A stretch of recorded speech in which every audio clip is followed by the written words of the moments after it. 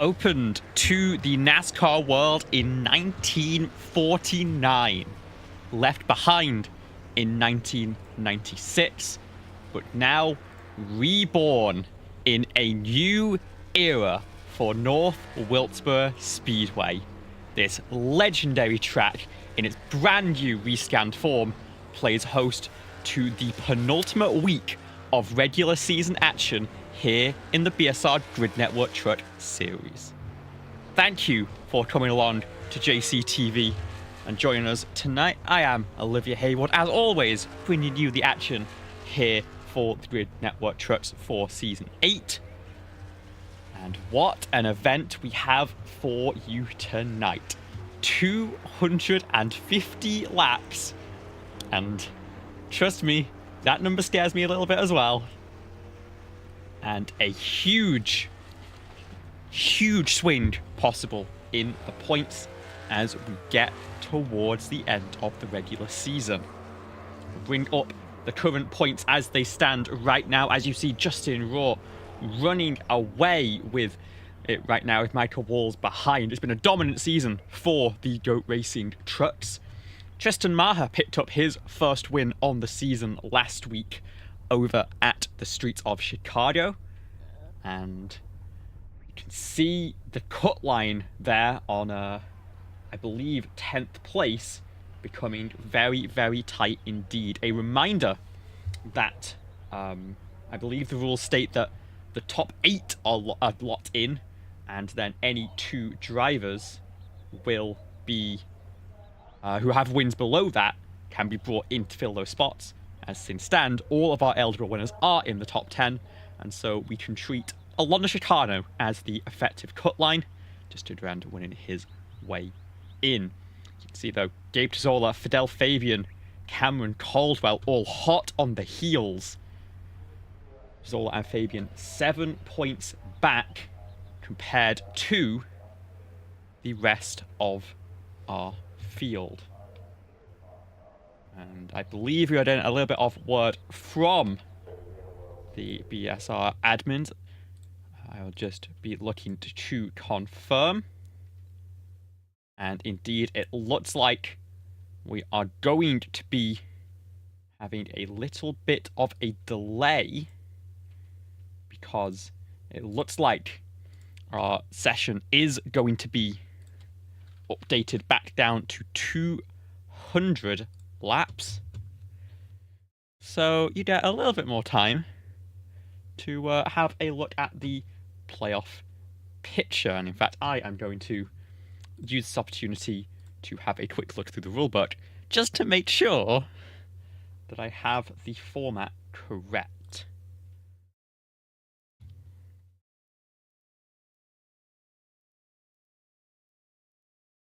Let's bring up, while we wait, let's have a quick look at our truck schedule. Not just for the rest of the regular season, of course. We have North Wilkesboro tonight, and then 2 races over at Talladega to seal the regular season. That is going to be a huge swing in the points for sure. Drivers who are on the bubble going to be sweating out all the way through that night down in Alabama. But let's have a look down into the playoffs, where we have a great mix of tracks.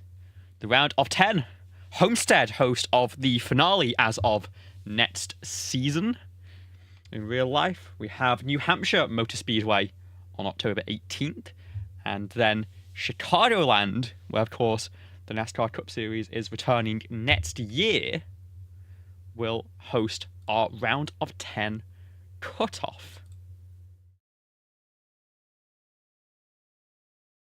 We then move on to the round of 7 with Charlotte Motor Speedway, a historic venue, of course, and one that NASCAR is still very happy to go to. Maybe in a future season we'll see that new updated Roval layout, but for the time being it is going to be the oval that we all know and love. Then a 200 lap race at Martinsville, acting as the middle of the penultimate playoff round, before 100 laps at a track that unfortunately in NASCAR's past, Auto Club Speedway will decide our Championship 4, who will duke it out on November 22nd at another legendary historic track, the old, bumpy Atlanta Motor Speedway, where we will crown our Season 8 champion. There is a lot to look forward to over the coming months. You are going to want to be here all the way through. We have non-stop racing action until the end of the season. And of course, coming up right now is going to be North Wilkesboro. This is a very, very fascinating track for anyone who has not seen it before. Almost exactly 1 kilometer in length. Of course, I'm sure not intentional. 5/8 of a mile is how they would prefer to look at it. 14 degrees of banking in the straightaways with 3 degrees in the 40 degrees in the corners with 3 degrees of banking in the straightaways. But more importantly than that, it is that there's a slope on this track. It's downhill into turns 1 and 2 and uphill into turns 3 and 4. We're just getting into our final practice session now. Just got a couple of more updates before we can get going here.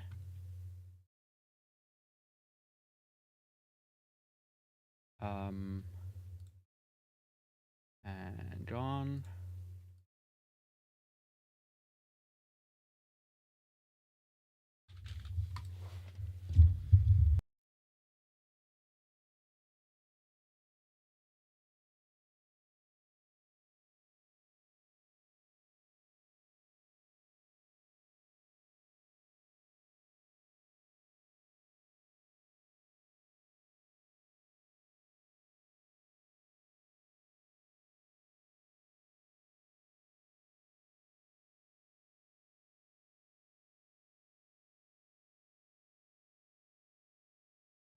It looks like we will be having a little bit more of a delay before we get to racing action.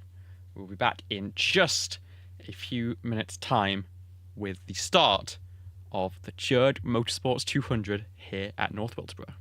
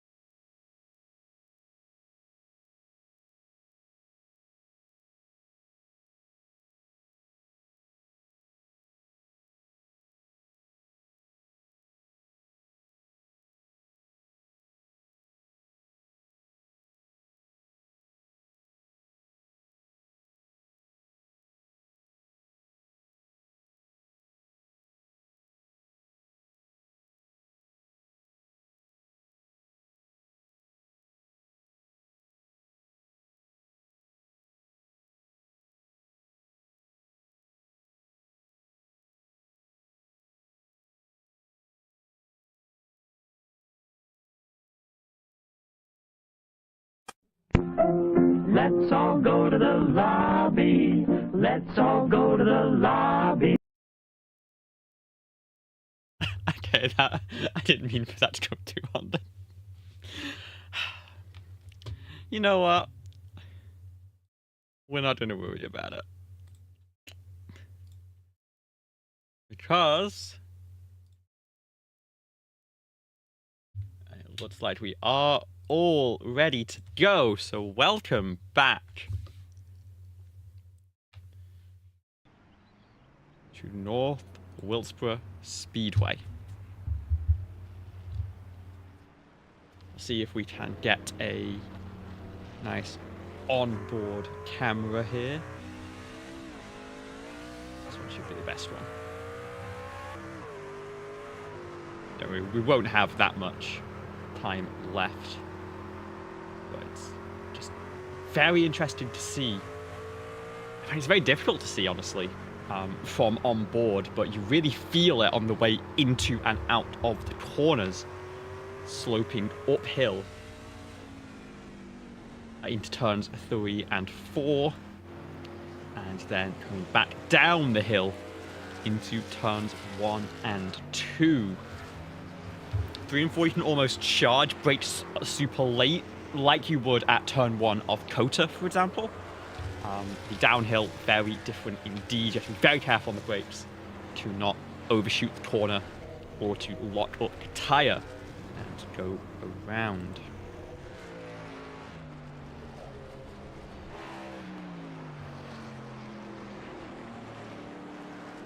Of course, final practice. We are expecting to advance in just under 10 minutes time. So first times coming up on the board in the new conditions. 6 p.m. local time, so we're expecting to be racing into the night here. Fortunately, as part of the new renovations to welcome the NASCAR Cup Series back to North Wilkesboro, we do have lights. And so we can carry on for, let's be honest, as long as everyone wants to keep wrecking. Let's hope that that isn't too long and that we can get going nice and quickly.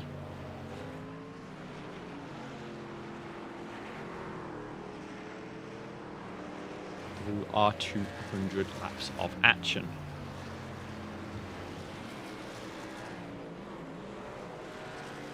It's going to be an interesting race. Of course, stage points come through at lap number 50. There will be no artificial caution to see us through there, although there may very well be a natural one. Fidel Fabian trying out an old technique that we expect over at North Wilkesboro.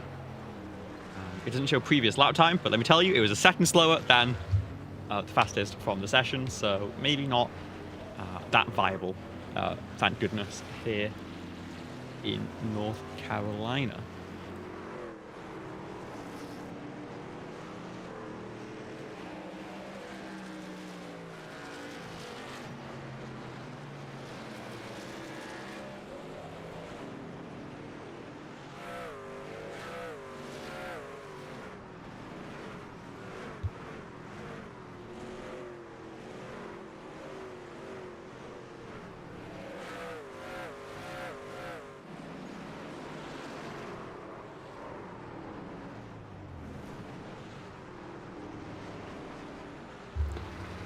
This track has hosted so many legends of the sport.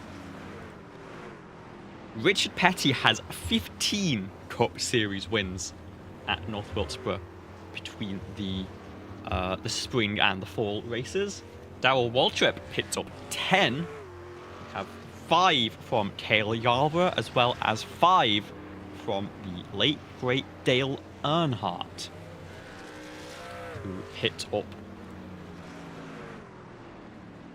1 win in the fall race back in 1991, but was a force to be reckoned with in the spring race, winning in 86, 87, 89, and 95.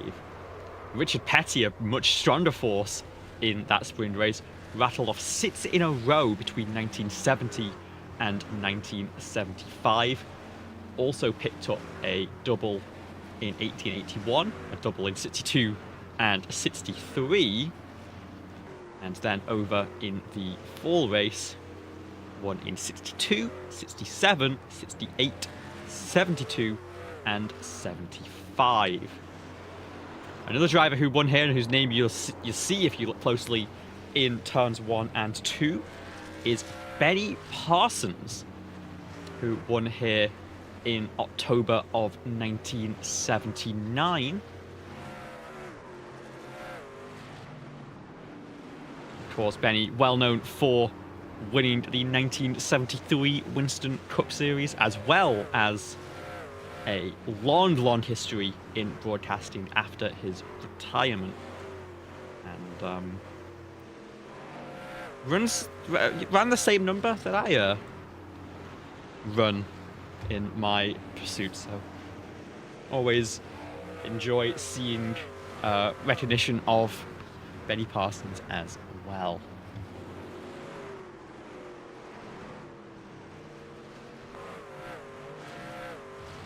Well, the Cup Series returned to North Wilkesboro for the All-Star race for the past 3 years.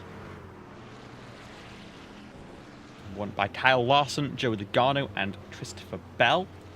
We've also had the Truck Series race here on the undercard as a points race for those. Won by Larson, Heim, and Chandler Smith.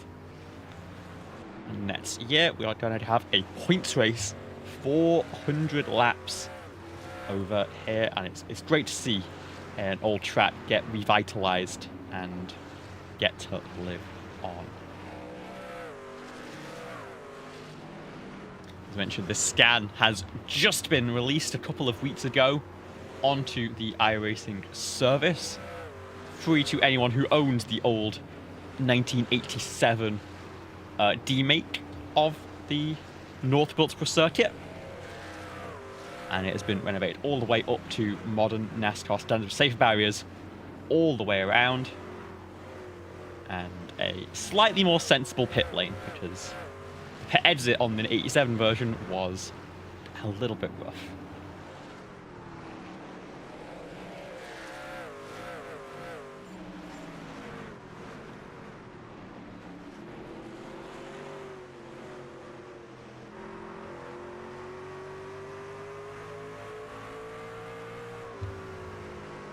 Pull up the graph here, you see down to about 75 mile an hour into the corners, and a wiggle left from Duncan 4, who went fastest just a couple of laps ago.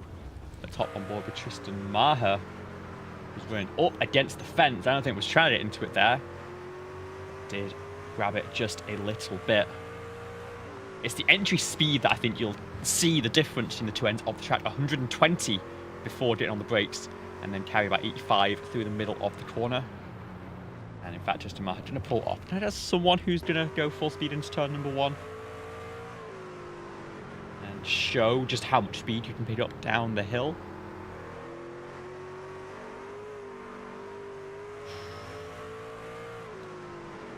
But not quite have Kyle Allen show us.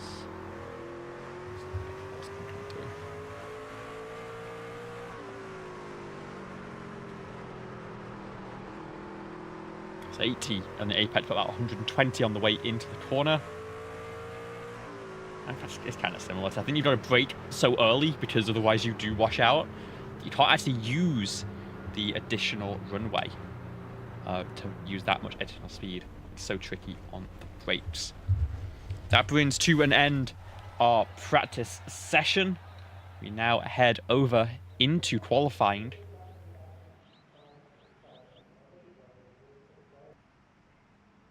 You can see the lights come on as we get ready for short track racing.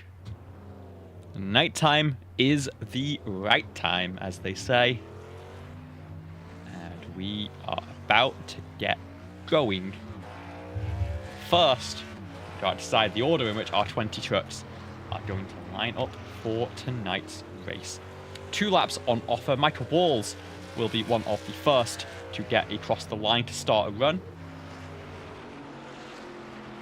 A wide line there through turns 1 and 2.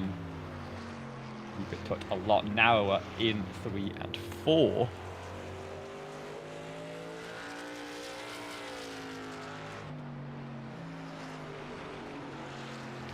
It is going to be fastest, and I think it seems that arc is preferable through 1 and 2, which is very interesting to see.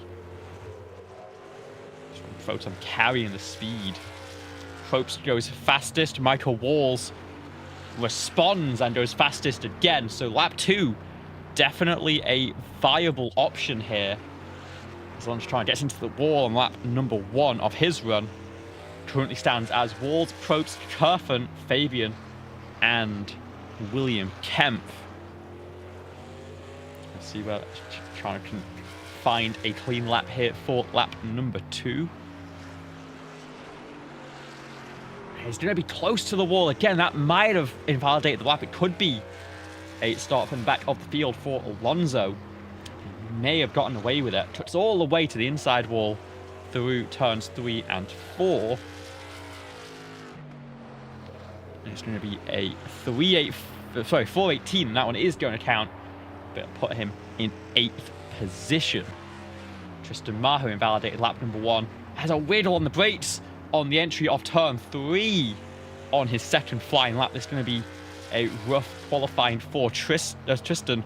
Only going to line up in 14th place right now. As we now look at Justin Durand. Currently 10th in points, but with, of course, that win to help him out in the playoff standings. Let's see where he puts the number 5 truck here tonight.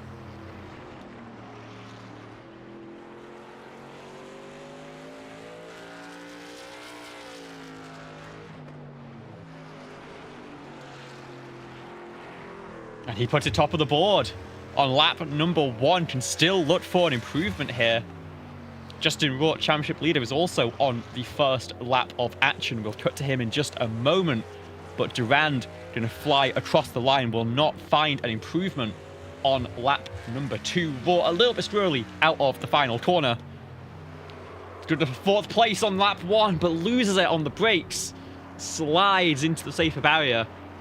And you can see how tricky this track is going to be.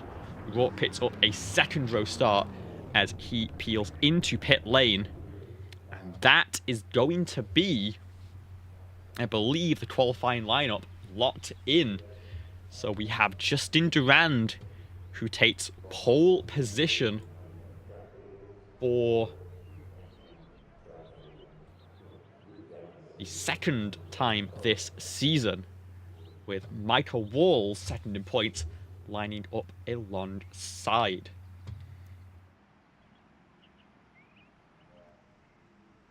Zach Probst is on the outside looking in right now. 18th in points. Really do with a race win to pick up one of those wildcard spots. Is going to line up from the inside of row number 2 to try and make that magic happen. 18th currently sets. Oh, I think 120 points from the cut line, so essentially needs to win to make the playoffs from here.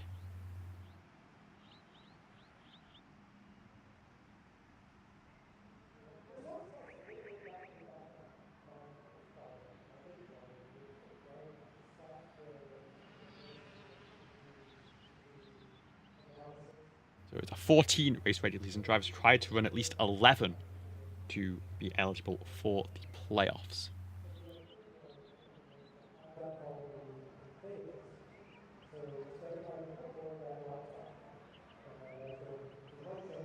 Oh, sorry, eligible for a wildcard spot, I think is the way that is defined. We can work out permutations in a little bit. We know that Zach Probst can still pick up one of those spots. We'll see whether he can charge through. Let's look at our starting grid for tonight's race. It is Justin Durand who takes the pole position with a 19.083 for Radius Racing, the North Carolina native, looking to get it done on home turf, but he's got Michael Walls on the outside for company, looking to shake things up. We've got Zach Probst and Justin Raw lining up third and fourth. Again, Zach Probst needs a win to make the playoffs. Justin Raw sitting pretty already, having picked up one win earlier this season.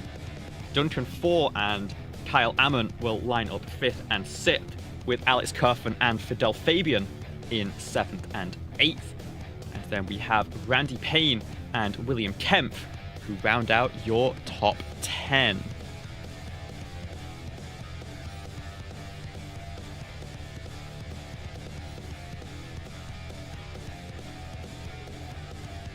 Gabe Cazzola and Cody McCorkle will line up in 11th and 12th position, with Alon Chano and Aaron von Druska lining up behind.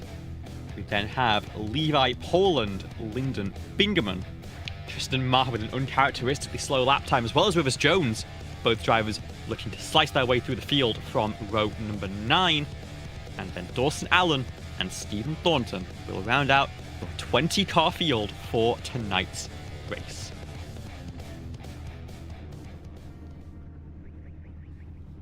We've got a lot of North Carolina drivers who are making the show here tonight. We'll see if any of them can give a treat for the home crowd.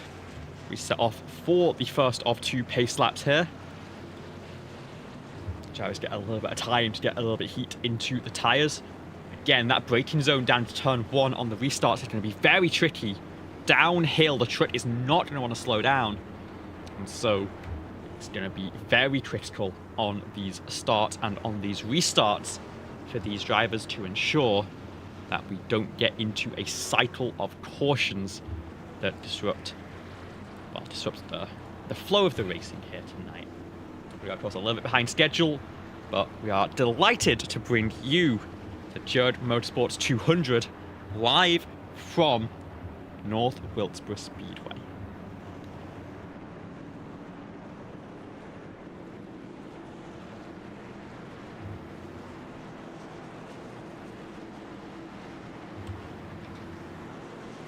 Pace truck will pull in to pit lane, and the field will be in command of Barney the Flagman. 200 laps of racing action await. We are green here, and it's a great start from Michael Walls. Justin Durand gets bogged down in the start, and it's going to spin immediately on lap number 1. It's pushed around a little bit by Zach Probst behind. William Kempf ended up stranded behind the instant as well, and we are under caution immediately after a spin from our pole sitter, Justin Durand. Let's have another look at exactly what went wrong for the number 5.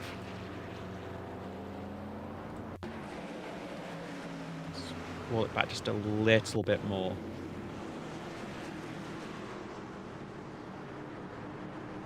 Again, this is the initial start of the race, so it's under control of the flag, not of Justin. He has a little bit of wheel spin. Gets a shot from his teammate behind, and then I think another shot, but just a little bit too heavy on the brake, spins it around. Most drivers doing a great job avoiding. William Kempf having to stop and loses a few spots from that, as well as we saw a couple of drivers get a little bit of damage. We cut back to our live pictures where we see Durand is in pit lane, as well as William Kemp and Stephen Thornton picking up just some quick repairs as well.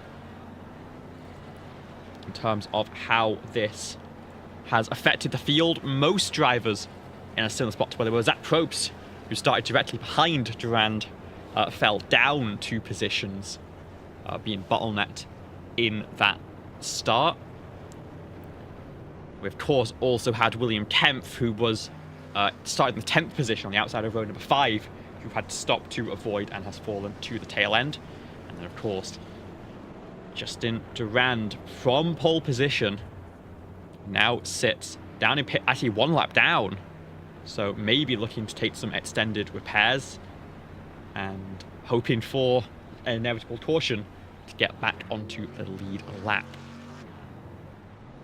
Will now roll, so just loses 1 lap in proceedings there. We have formed up 2 wide. Drivers eligible to choose which side of the racetrack they wish to restart now. And Michael Walls, the new race leader, is going to stick with the outside. It worked well for him on that initial start. The main difference now is that the 7 is in control of the field. Once we enter the restart zone, he dictates when we launch and we restart the race. And it's going to be early, and he's going to get the run, and he's going to be clear down into turn number 1 with Justin Raw on the inside, looking to threaten. Side by side, washing way out of the corner, further back. And this is some great side-by-side racing early in tonight's race. We got a truck up against the wall. That is Kyle Ammon, who's struggling up on the high side and has lost 5 positions since race start. So a fair few since that restart. Gabe Zola beat his gainer up 4 positions from race start, with Lon Chicano behind, matching that number. See Manny Payne between them, gets into the wall just a little bit off turn number 4. Trying to try and sweep around the outside, make it +5. Seem to be able to clear the 7-up truck off the corner. Kyle gets into the wall through turn 4. Real struggles for the 56, who had a great qualifying pace starting on row number 3, but we see damage to the rear end and is really struggling for performance right now as we get into this short green flag run. Duncan 4 is doing a great job right now, is up 3 positions and just set the fastest lap of the race, as it looks like Rivers Jones actually has just pitted to the tail end of the field, so potentially carrying some damage from those early incidents. Nothing showing up currently on the tracker of exactly how that happened for Rivers, but is definitely not having the best race, and it looks like he may be out of this race already, potentially. We'll keep you updated on that one. In the battle for the race lead, Michael Walls is now under pressure from Duncan 4, who again has been the fastest car on the track in race trim. Walls happy to go into that 3rd lane even through 1 and 2. Duncan 4 looking for any opening, a little bit of clean air potentially as well, and just stuck about 0.2 of a second behind your race leader as things stand.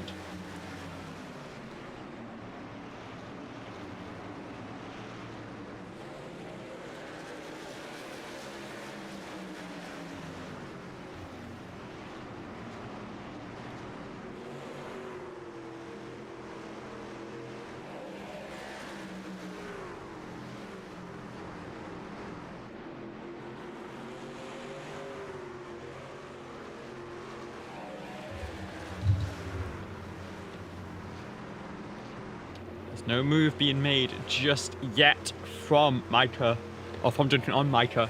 There's the pop to the inside. Has a look into turn number 1. Heard the inside lines, maybe side by side on an exit. But of course, Micah will have a run off the corner. He's going to stay there through turn 3 and turn 4. But Walls is going to be able to clear and hold on to that position for the time being. Now a little bit more than 10 laps into this current green flag run. These two still pulling a gap from the field. Currently 2nd ahead of Justin Raw for 3rd position.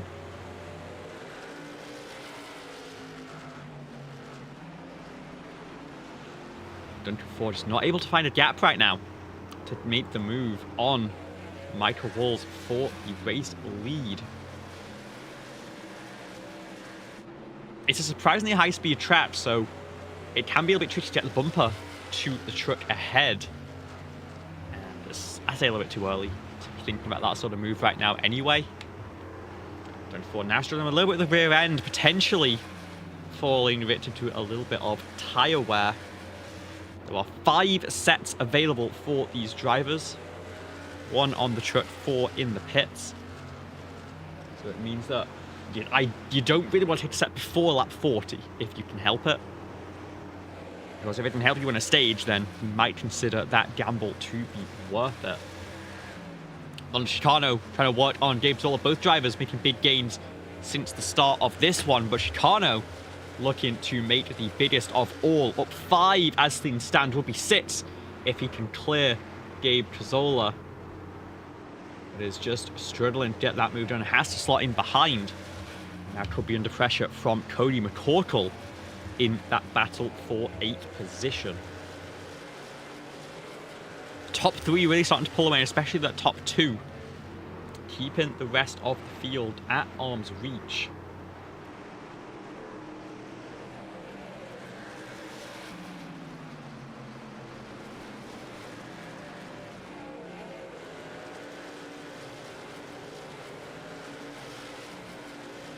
A side-by-side between Von Druska, and that is the lap trick of Justin Duran, in fact, who's waiting for that caution that he was probably expecting by now, to be honest. A little bit surprising that we've not had that just yet. This is Lyndon Bingaman fighting for 11th position on the inside of Levi Poland, but could get caught out here. William Kemp, of course, got caught up in that first caution. Had to stop, but Truck is very much in one piece and looking to charge back through the field. Now up into the 12th position and clear of Lyndon Bingham. Next up would be Levi Poland to move up into 11th place, just 1 spot behind where he started this race.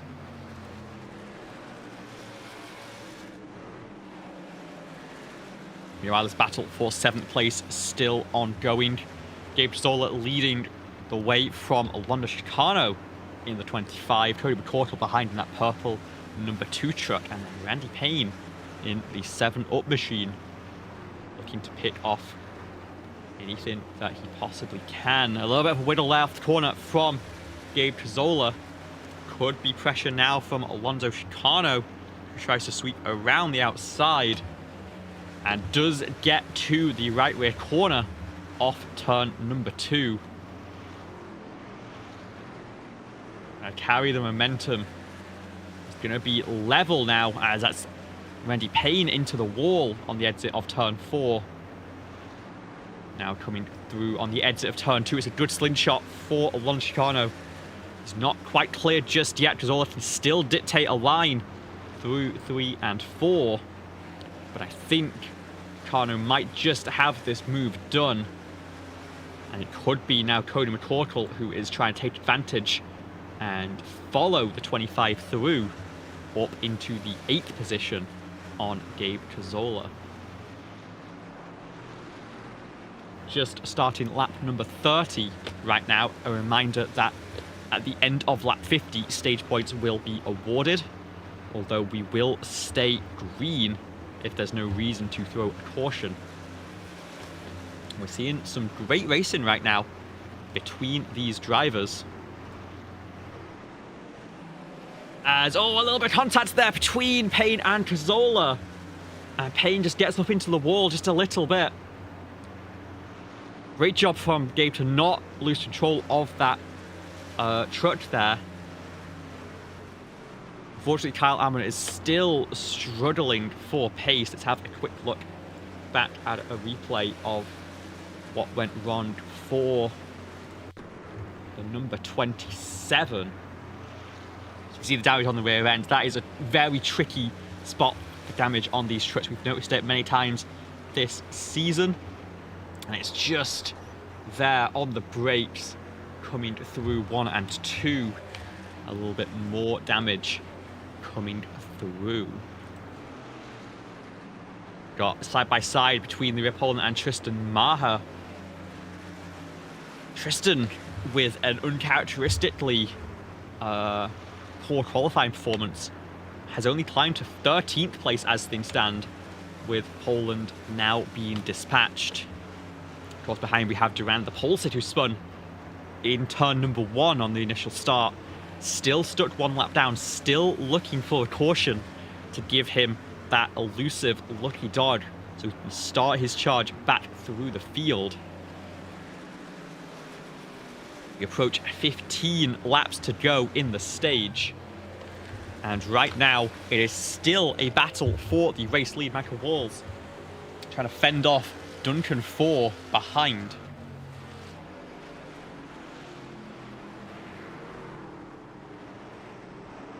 The gap has never been more than a second. I don't think even really close to a second between these two for this entire race. But Walls does have breathing room right now. He can afford to look ahead and not behind. 15 laps until those crucial points get awarded. Reminder, Walls is your second place in points right now. Trails his teammate by 24. Again, crucially, that teammate 1 lap down as things stand, not in a position to score any stage points. Michael Walls would pick up 10 if he can close this out to lap 50, as well as 1 playoff point to take past next week and into the first round of the playoffs.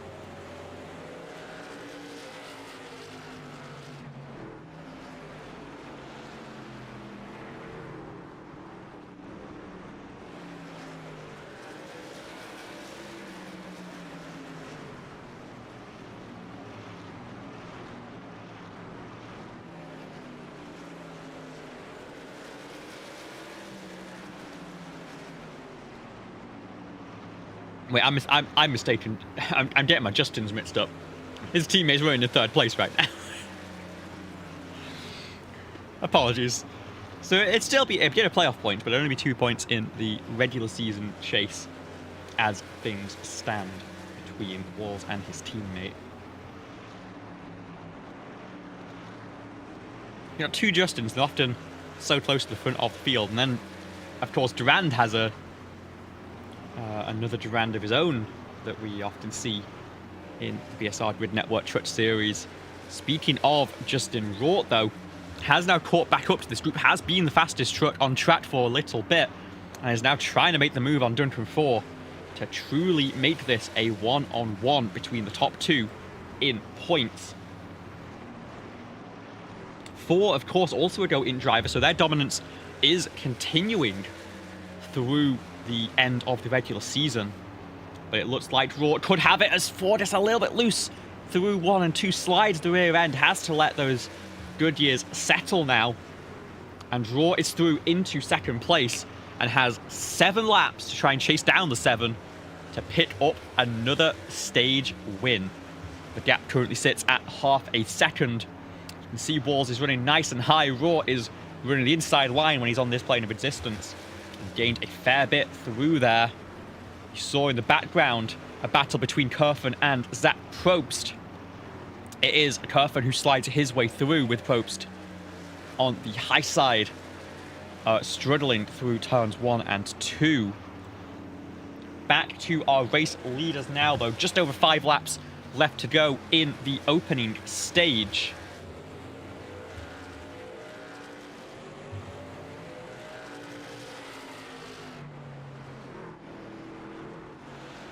And it's high from Walls here. It opens up the door for Justin Rort down low.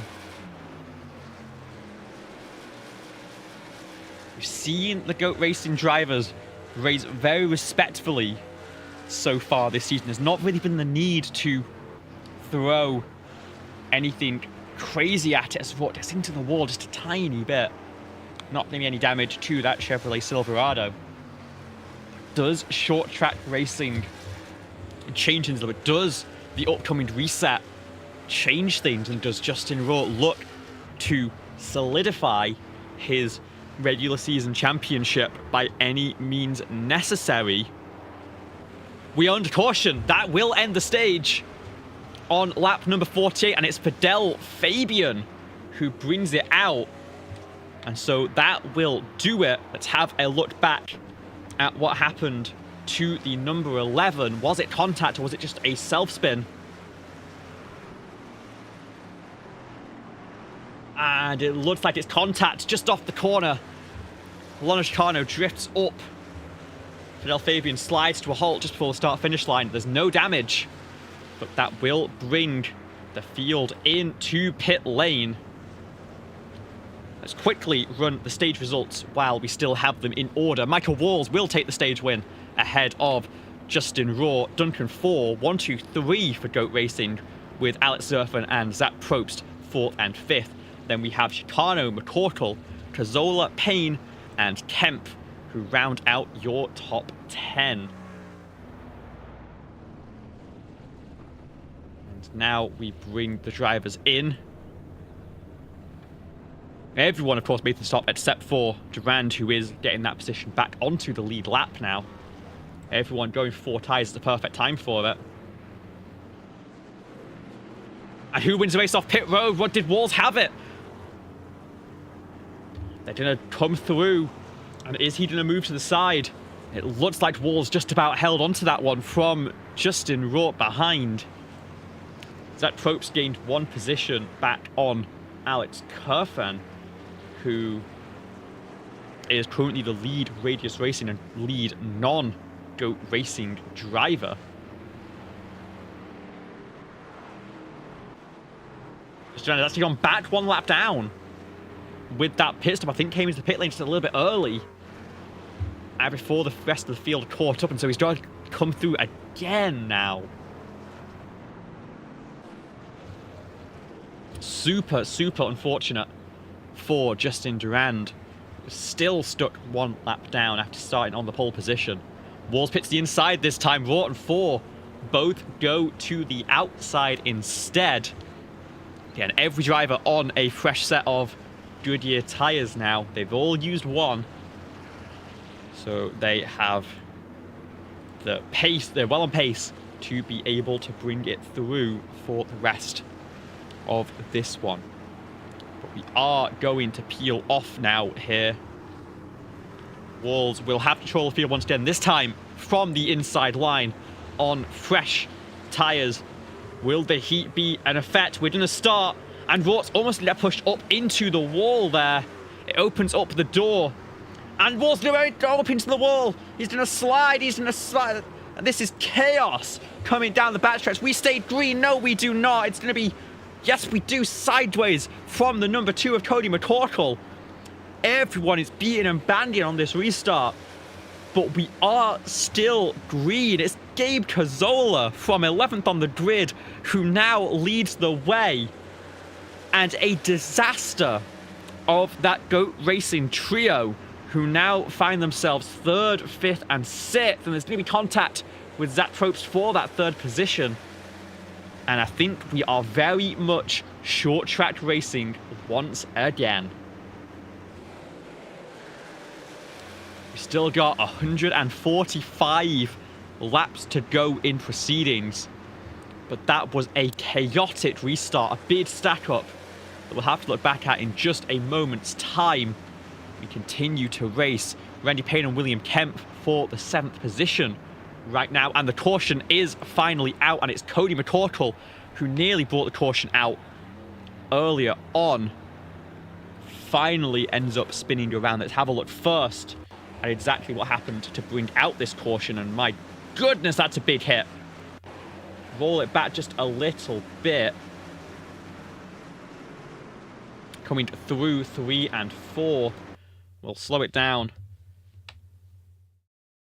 And Van Drooster's drifting up just a little bit. Netcode contact, I think, more than anything else. And unfortunately, it is a big shot to those right side corners for Cody McCorkle.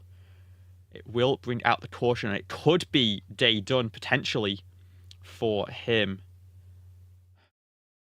We'll go back now, though, to this restart, because we have an awful lot to track. Immediately on the gas and drifts out wide, Michael Walls does. You then see the 62 take advantage to the inside. They're going to be 3 wide into the corner. Wall slides again, might have some rear end damage already. It gets into the wall. The 76 follows. They are going to get stacked up behind. Still contact with the 7 and the 62. The 2 gets checked up, gets turned around by the 75. Spins, gets corrected by the 75. And stays pointed in the right direction.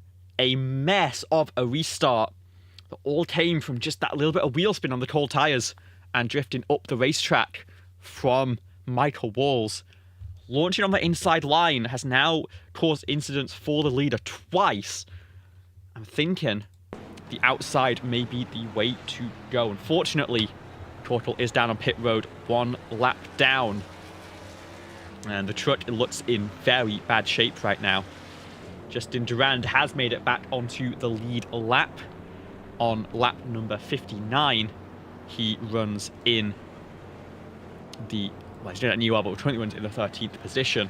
And Gabe Trizzola is going to go to the outside on this restart. Drivers who pit last time by Walls came in to fit some damage, as did Chicano, Amon, and Vondruska. So Walls, your stage 1 winner, now back in the pack, maybe still carrying some battle scars. And looking to make his way back through. Durand can re-continue after that incident from pole position. But it's Gabe Trizzola restarting in the lead for the first time here tonight. Has that outside groove, gets on the power nice and late, and is going to get a nice clean getaway into turn number 1. You can see the 3 wide coming through the corner. It's Kerfen stuck in the middle between 4 and Probst. And 4's going to try and sweep it all the way around the outside, but Kerfen drifts out. There's going to be a little bit of contact. It's going to move Duncan back down to the 4th position. Justin Raw now looking for a piece of Kerfen as well. Both drivers, of course, teammates, looking to try and work their way back through the field. Trizzola has just enough of a gap where he can pull away. 4 and Raw are stuck in a deadlock with each other right now, before they can try and get to work on that number 30. And imagine the 16 may have felt that contact and not going to be particularly thrilled about it. There's a dive into turn number 3. Kerfen going to leave plenty of room, knowing that it could be a disastrous one, let's say. And it looks like we'll see the position try and slot in between these 2 Goat Racing trucks into 4th position. So we'll do a great job to just hold these drivers at bay for now. Raw now getting to the inside of Alex Kerfen for that 4th position. That run off the corner, so powerful out turn number 2 especially.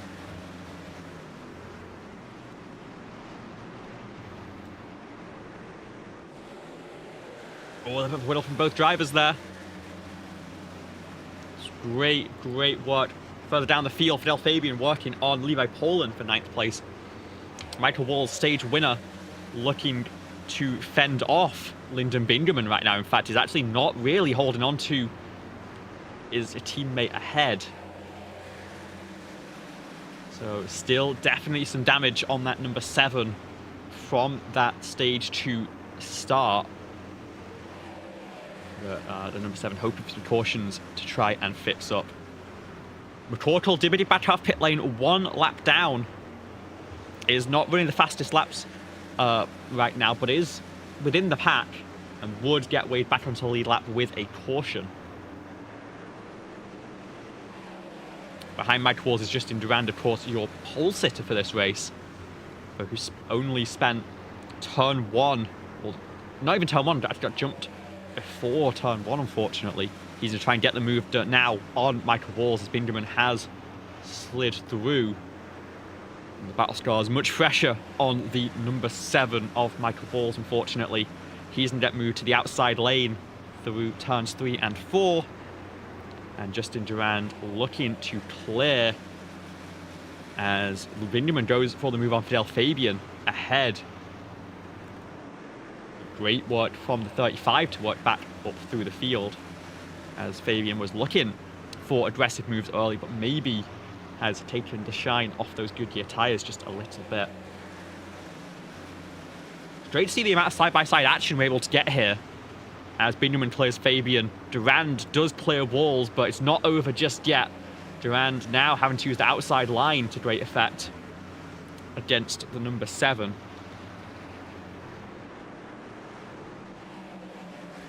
And this is a very chaotic pack. Look at Kyle Hammond got into the back of Mike just a little bit. Of course, Kyle qualified in the 3rd row, but has been struggling with handling all throughout the race. Then we side by side into the corner. And the 56 looking to use that outside momentum.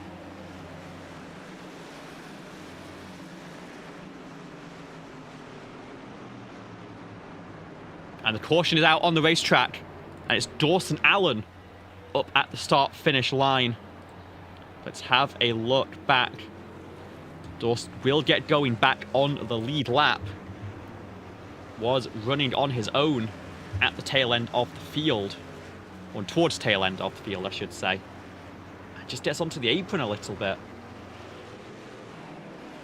And then spins on exit. A little too aggressive on the power. And just a little bit of a nose into the wall.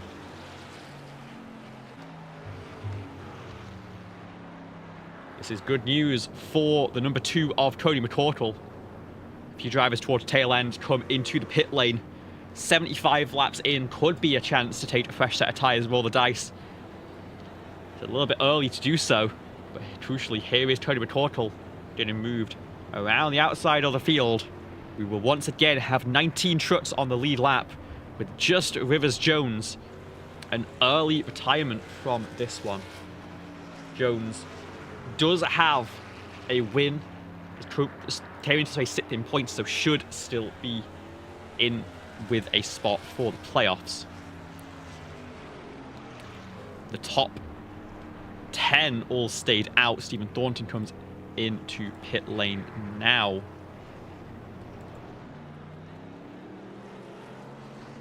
We've got a few drivers in. Binderman and Durand to opt for tyres in that stop, so split strategies now showing themselves. Higher fall off is going to be pretty strong here.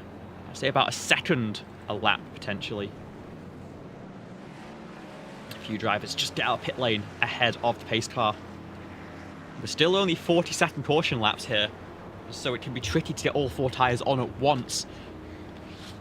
An option if you are pitting at the very tail end of the field can be to pit for one side and then come back around for the other. I think our field's short enough where that won't be too much of a concern for these drivers. Gabe Zola will pit the outside line once again. Zach Probst goes for the inside. All 19 trucks still running back onto the lead lap as we look to restart with 123 laps to go.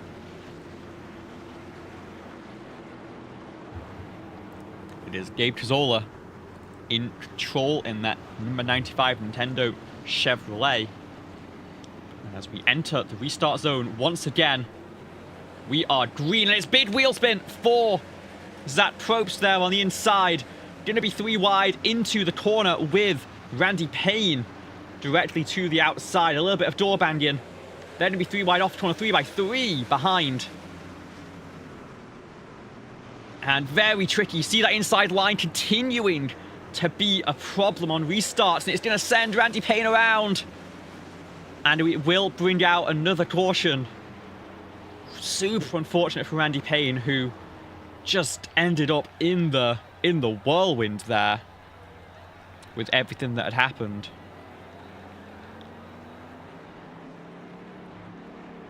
Let's pull up the replay of that one. You see the 3 wide here. I think this is lap number 2 of the restart. You see that door given from Zach Probst. This might be the initial restart, in fact.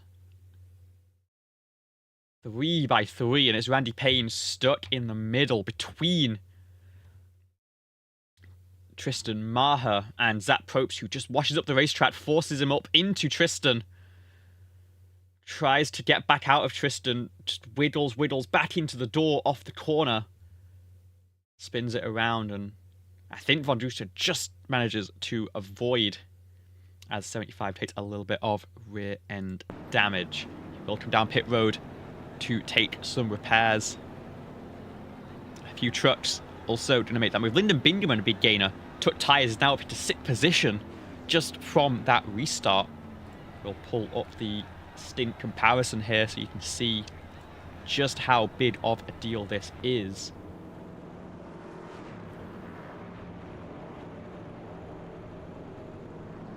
Anyone would have started restarting on road 6 or 7 probably on the fresh set of Goodyear tyres. It's already up into 6th place. And a couple more drivers opting to make that call now after this immediate caution. A few more taking repairs, of course. Keep your eye on the 35, keep your eye on the 5.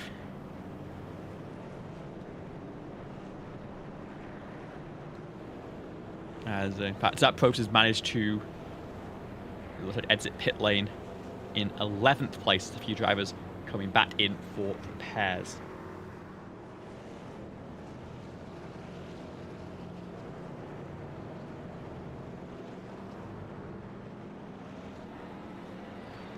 To the choose once again. Casola and Ford both go high raw ops for the inside line, the sketchy inside line that has bitten a few drivers so far tonight.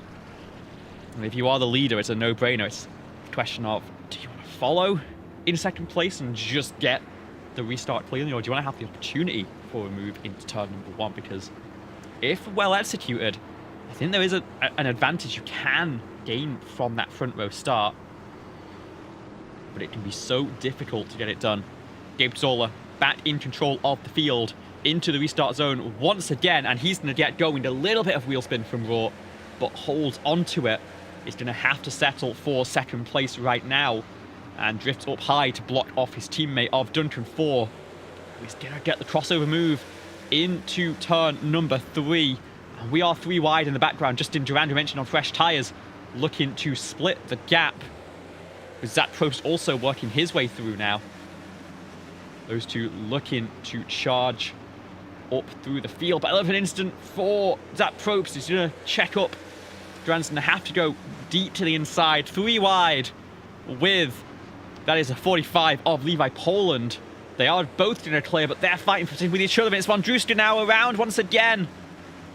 And caution out on the racetrack once again.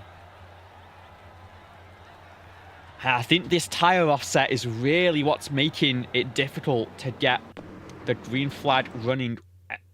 Everyone's just so close to each other and going for quick moves.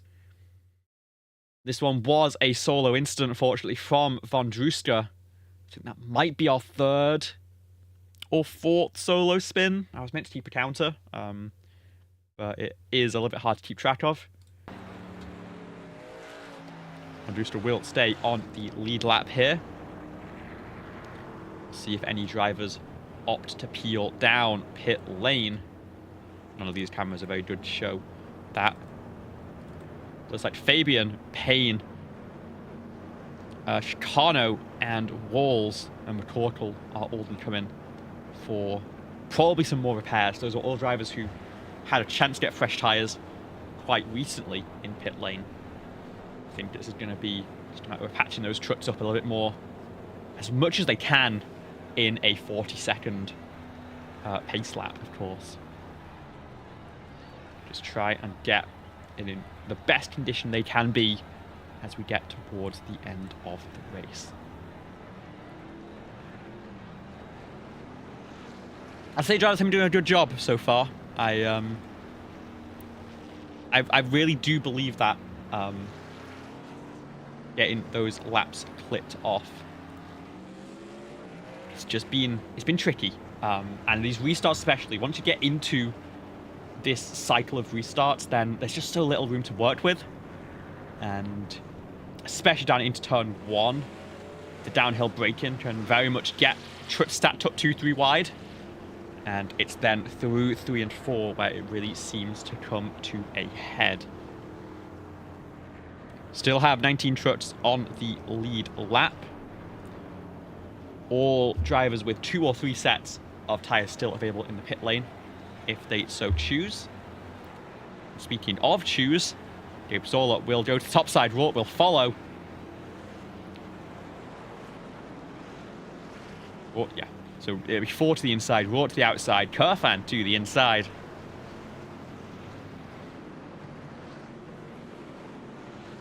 We saw how the inside did let Rort hold on to second place last time. But this time he's opting for the outside line, so it's just a little bit sketchier. It feels like having to react on that tighter inside groove. Gabe Zola has all the control. Gets away once again and is going to be clear.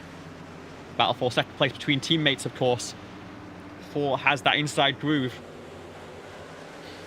Has a nose ahead of Justin Rort. An overlap with Gabe Zola. They're going to be side by side through 3 and 4. And 4 is going to make the dive to the inside. Turn 1 and 2, the outside seems so dominant here. But Gabe Zola going to be very close to clearing, and it won't matter.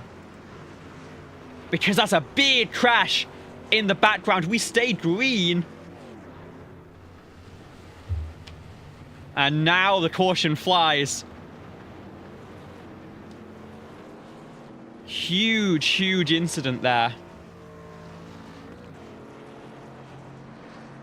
Let's have a look at exactly where it started.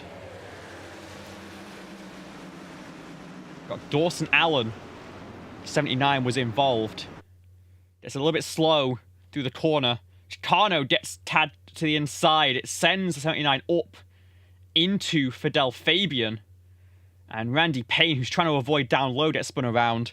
Stephen Thornton, I think, trying to avoid further back, gets spun as well. And then Allen and Fabian just bounce off each other and cause quite a lot of damage to both of those trucks. Let's run that one more time in full speed.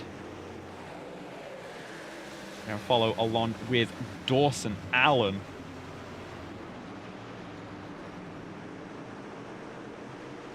Bang. And then it's just rear clip to rear clip contact, in fact. And a delayed caution, unfortunately, might put a few of those trucks laps down.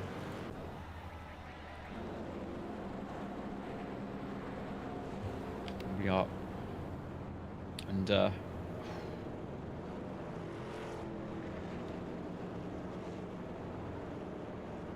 I'm not sure how many cautions.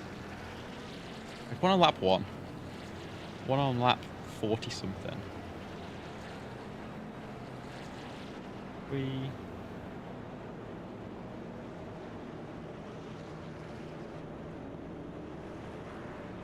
4.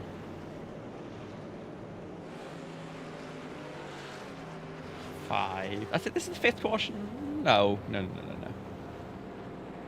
6. This is our 7th caution of the night. Dawson Allen, the only truck actually going a lap down from this, it looks like, is unfortunately out of the race, it appears. We come back to the choose, and it's Gabe Zola once again to up high. 4 will be down low with Raw as well. Zola enjoying these laps led, but does have drivers on fresh tyres further back. And gotta imagine it's going to have to be called down to pit lane at some point as we enter the second half of this race.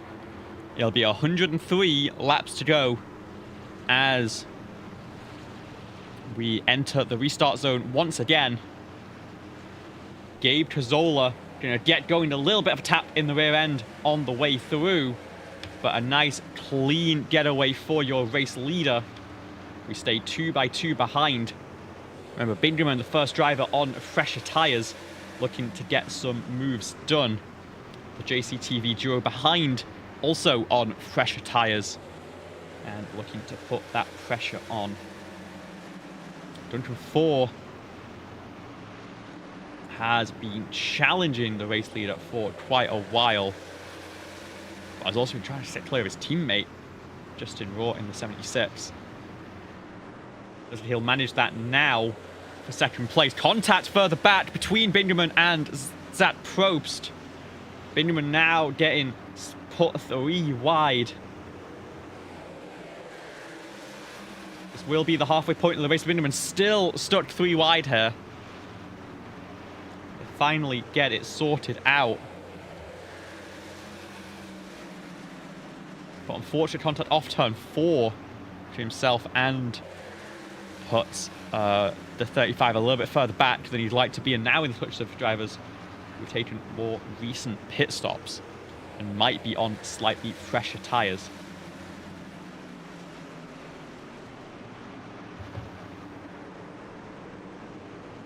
And there's a spin, and it's Tristan Maher, as well as Levi Poland further up, who go around. Caution will fly once again.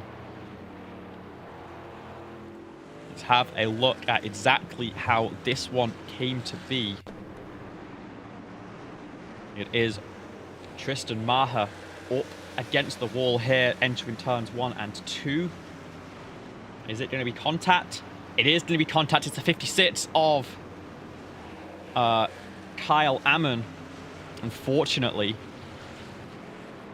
just a little bit deep through the corner. We also had an incident for Levi Poland a little bit further up.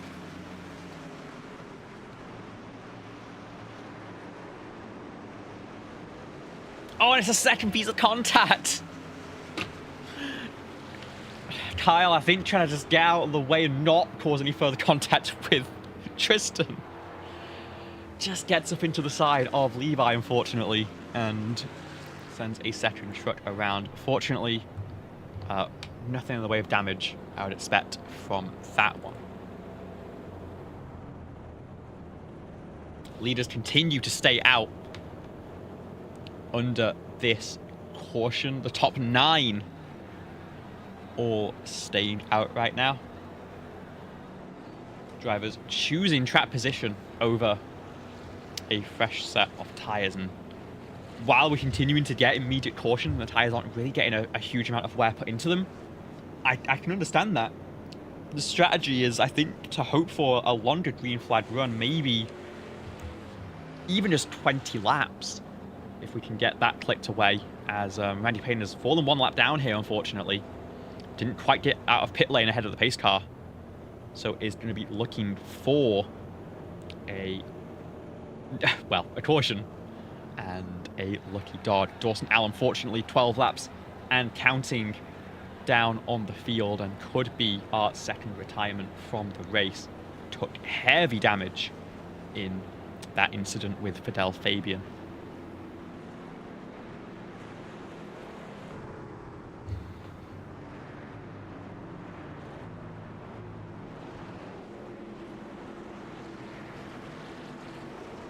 Let's hope these drivers can settle into a rhythm once again. We had some great racing through that first stage and even through the start of the second stage. These tyre deficits, string cautions drivers can get a little bit aggressive. Gabe Cazzola is going to continue at the front of the field. Duncan 4 this time, the driver who gets a little bit squirrely through turn 1. Kyle Ammon gets put out into the wall, in fact. Coming through 1 and 2, Bingaman's around, and that will be the caution that Randy Payne was looking for. Bingaman getting thrown around over the last 2 runs. Unfortunately, we of course saw that incident for Kyle Ammon as well, and for Duncan 4, who ended up spinning the tyres on that initial restart. Let's watch Kyle Ammon first, and then we'll have a look back at Lyndon Bingaman. See the wheel spin at the front of shot. It ended up not being too consequential. Kyle Ammon just gets a tap from that was Lawrence Chicano, and then just off the corner a bit too much throttle for Bingaman. Single car spin once again for this field. It's maybe the 5th one of the night. And a very tricky track with the elevation change. And we will cycle back through. Crucially, Randy Payne, after that mistake on pit road, will fly back around and remake 18 cars on the lead lap.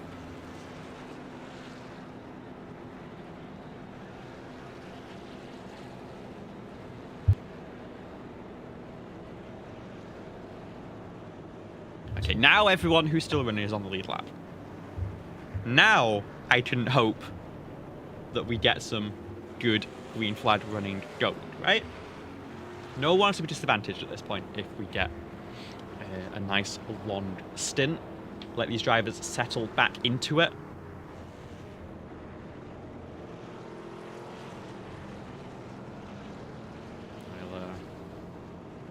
They don't want to take a bet on which side Gabe Zola is going to go for here. I'm going top. And sure enough, it is going to be Justin Roth will follow this time. Duncan 4 and Justin Durand are going to go though. Justin Durand, by the way, spun turn 1 from the inside from pole position, fell a lap down. He's now recovered to 4th place and on fresher tyres than the 3 trucks ahead.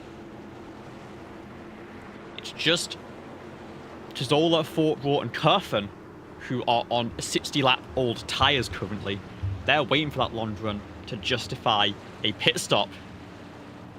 Durand could be the one to take advantage. Zola is going to get the getaway here, is going to lead the way. It's going to be side by side, as we've seen, between the teammates for 2nd position here. But now Justin Durand looking to capitalize. This is the battle. This is William Kempf on the outside of Zach Probst. Well, the inside of Zach Probst, I should say, with Michael Walls fighting back through. Walls, I think, finally happy with the repairs done to the number 7 truck on the Stage 1 winner. Now trying to charge back through the field towards the front. But here's Justin Durand poking the nose to the inside of Raw. In fact, he's going to have to go a bit defensive from Chicano this time.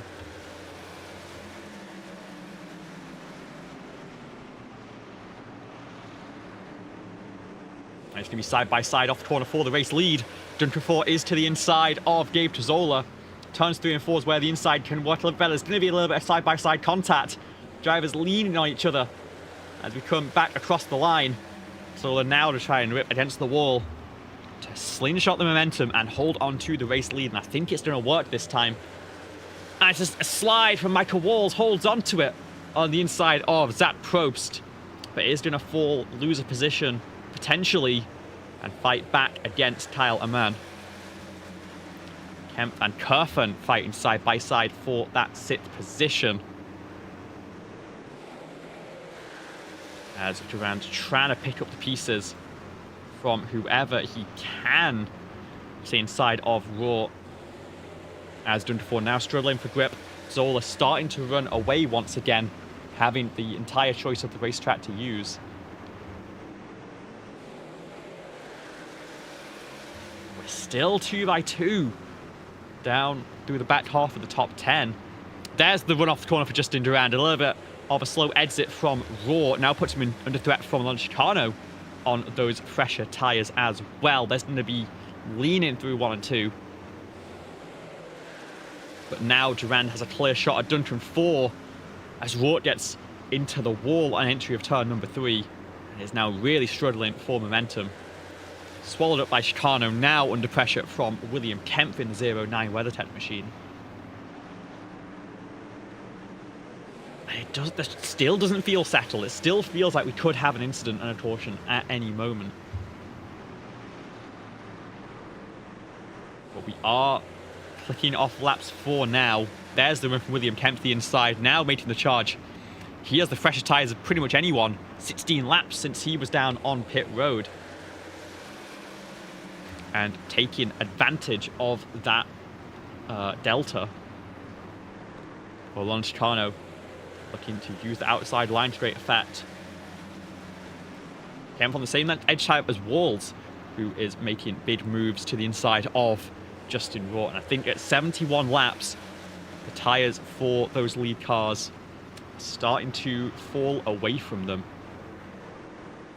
I think next caution would be the signal for them to cycle to the back of the field, take a set of tyres, and maybe see if they can go to the end on them. Kemp, side by side, 4th place with Alonso Chicano. We keep an eye on the top 3 as well, because they are all under a blanket right now. And Durand has those fresh tyres to try and engineer a move. So those tyres are still nearly 50 laps old. Many of those under caution, of course. Those heat cycles can really affect the performance of a set of Goodyear Racing tyres.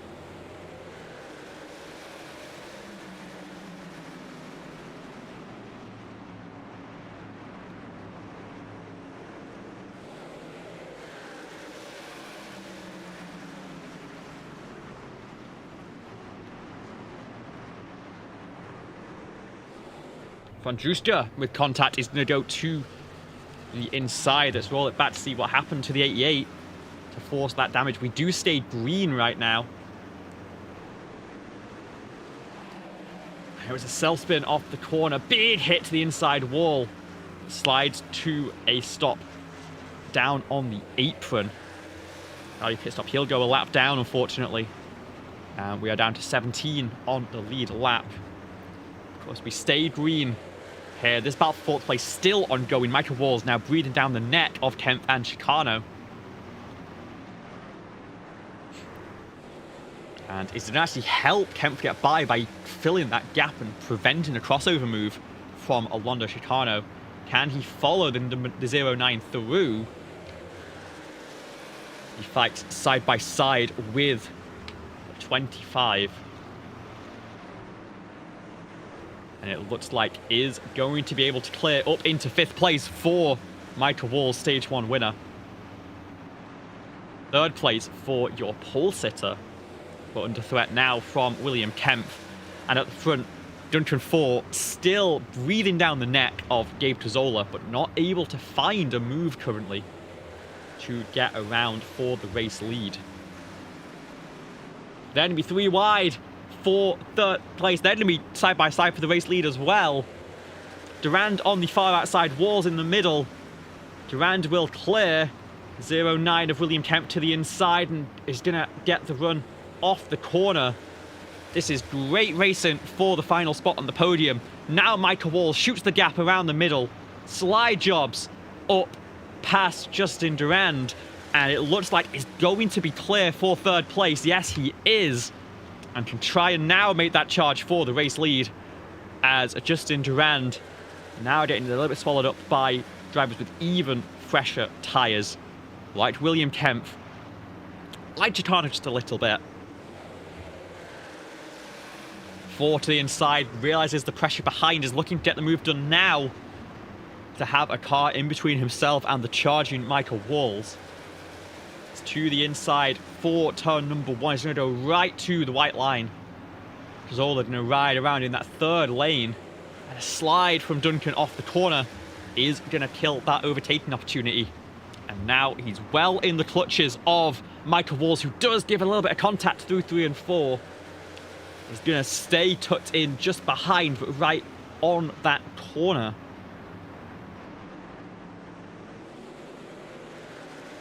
He's going to pop to the inside for a move, or he's going to try and make it work around the high side here. More contact. It's going to almost push 4 into the wall. He's going to stay there, sweep the momentum around 1 and 2. Walls is going to be on the inside with William Kemp trailing just behind. Zola now 6/10 of a second ahead of these two. And a slide from Duncan 4 in turn 3 is going to seal that move Michael Walls into 2nd place, and William Kemp is looking for an attack as well.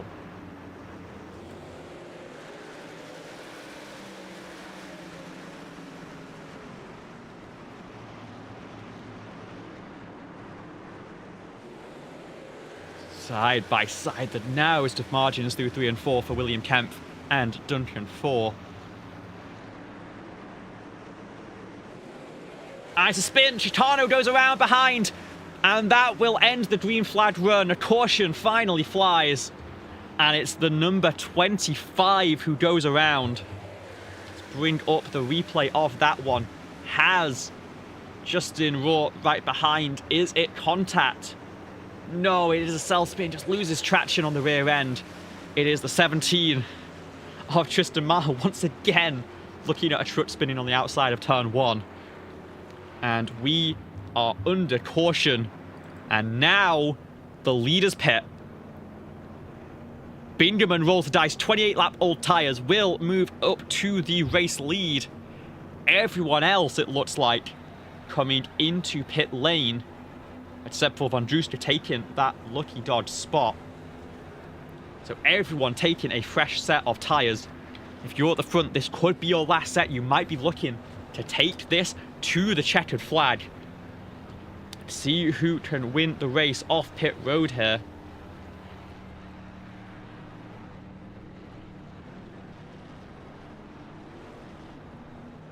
It is going to be Gabe Trezola by a pretty handsome margin. Although Michael Walls threatened with that preferable pit stall second in line. It doesn't end up working out.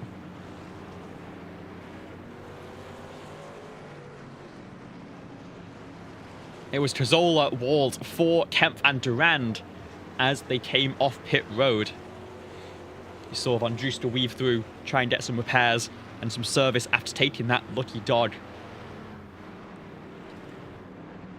Lyndon Bingaman, the one driver who made the gamble on 30 lap old tyres, and we had a good green flag run in there as well. Hoping for a little bit of chaos to keep him up at the front.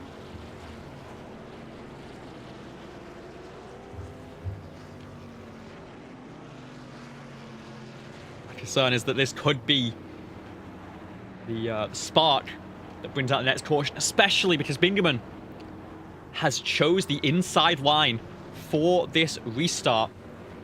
We've seen so many drivers get wheel spin on that inside groove, especially on older tyres. Bingaman has control of the field. That is the saving grace. He can roll onto it whenever he needs to in the restart zone. How is he going to manage it? Not great. It's a bit of wheel spin. Immediately, Gabe Soler is going to sweep around the outside. Bingaman falling down the order on the inside groove here. Already down outside of the top 5. And he's going to be sent 3 wide now with Alex Kerfen to the inside. Disaster restart from the 35 on old tyres. Eli Poland washes up into the wall there. Bingaman getting swallowed up, now falling outside of the top 10.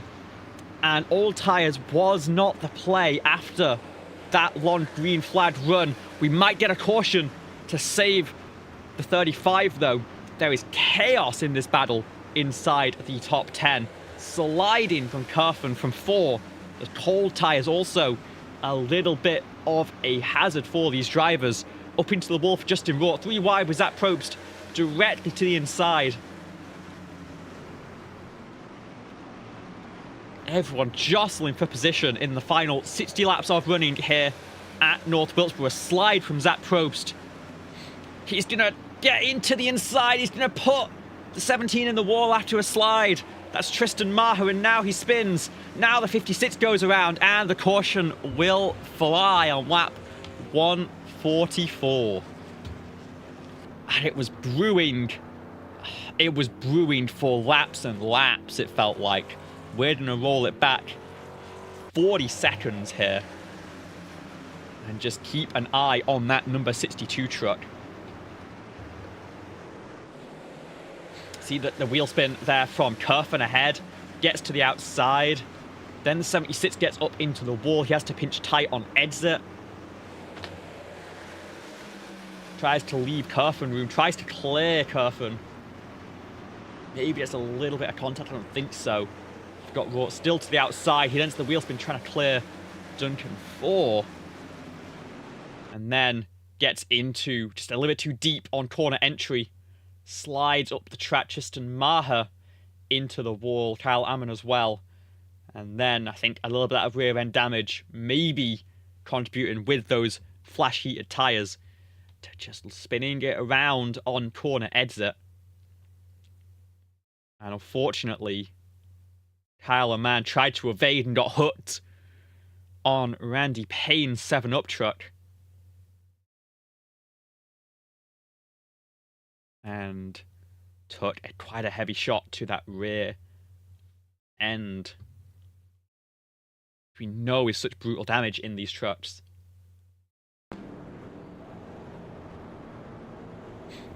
Chicano, Maher, Amon McCorkle all came in for service. Zach Probst is a lap down, taking repairs. Von Druska now 1 lap down from the field. Bingaman still yet to pit. Bingaman has not changed tyres. Potentially might only have 1 set left and is looking to save it a little bit further towards the end of the race. I'd hope he has at least 1 set left. But he's going to restart 9th on 38 lap old tyres here. That is the benefit for people like Saul, that if they want to come in for another set, they've got plenty in the pits. They stayed out a long time on that second set. Well, I mean, Gabe has been doing a great job controlling this race. Started 11th, sidled his way to the front early, and has just put his head down. I won't be surprised if that is the way he is looking to run things. Zach Probst may be out of this one. We're down to 16 on the lead lap. Gabe Tazzola is leading them through the restart zone. And we get underway once again with 53 laps to go. Michael Walls is going to try and sweep around the outside of Justin Durand for the race lead. Sorry, for second place. Get a shot at the race lead from Gabe Tazzola. And he's going to on the outside, try and get to the right rear corner. Not going to be able to hold on to it through the corner.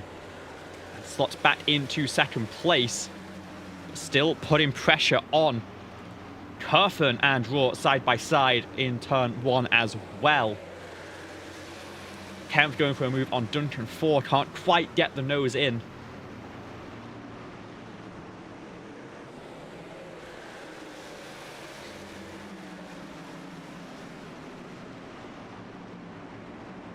Leaning on each other there through 1 and 2, but now a slide from Curfin on the exit could give Raw a chance to sweep that momentum around the outside. And he's going to be a nose ahead. No, gets into the wall out of 4. And this time it's around for Justin Raw. And it will be a caution down in turn number 1. We saw it coming as well here. Those two were racing super close together. This time it was just a little bit too much. A little bit too far behind for Curfin, I think, ultimately. Door-to-door contact on corner entry is going to work out, but not when it comes to the back half of the truck.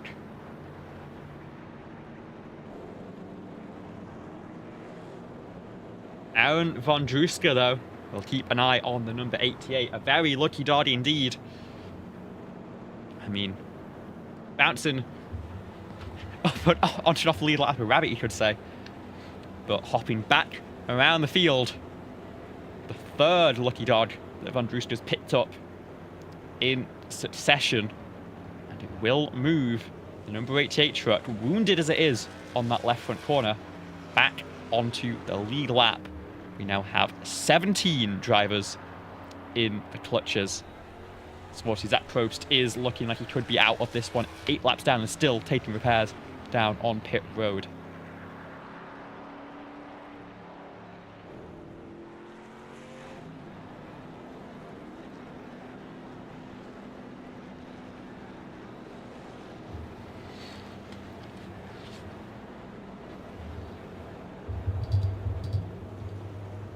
Bingaman as well has yet to make that call down to pit road. I hope he has at least 1 set left and he's just trying to hold on to it for a rainy day, a late caution. Because those tyres are already 46 laps old. If he's got to take them all the way to the checker, then he is going to be struggling for performance massively by the time that we get there. Come to the choose. Walls makes his intentions very clear in the lineup right behind Gabe Tazzola. Put that pressure on. Durand is going to take that spot on the front row instead. With Duncan 4. Again, looking for a win to try and lock him into the playoffs here. Get him one of those 2 wildcard spots.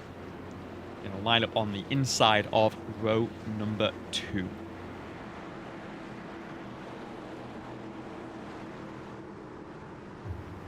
.44 laps to go.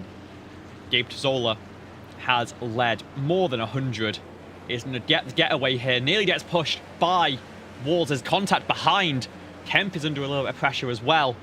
Walls trying to clear Durand on that outside line and is going to make it stick. Does he have a shot at Gabe? He tried this very same move last restart. Couldn't hold it around the outside through 3 and 4. Had to slot back in. It's the same story once again.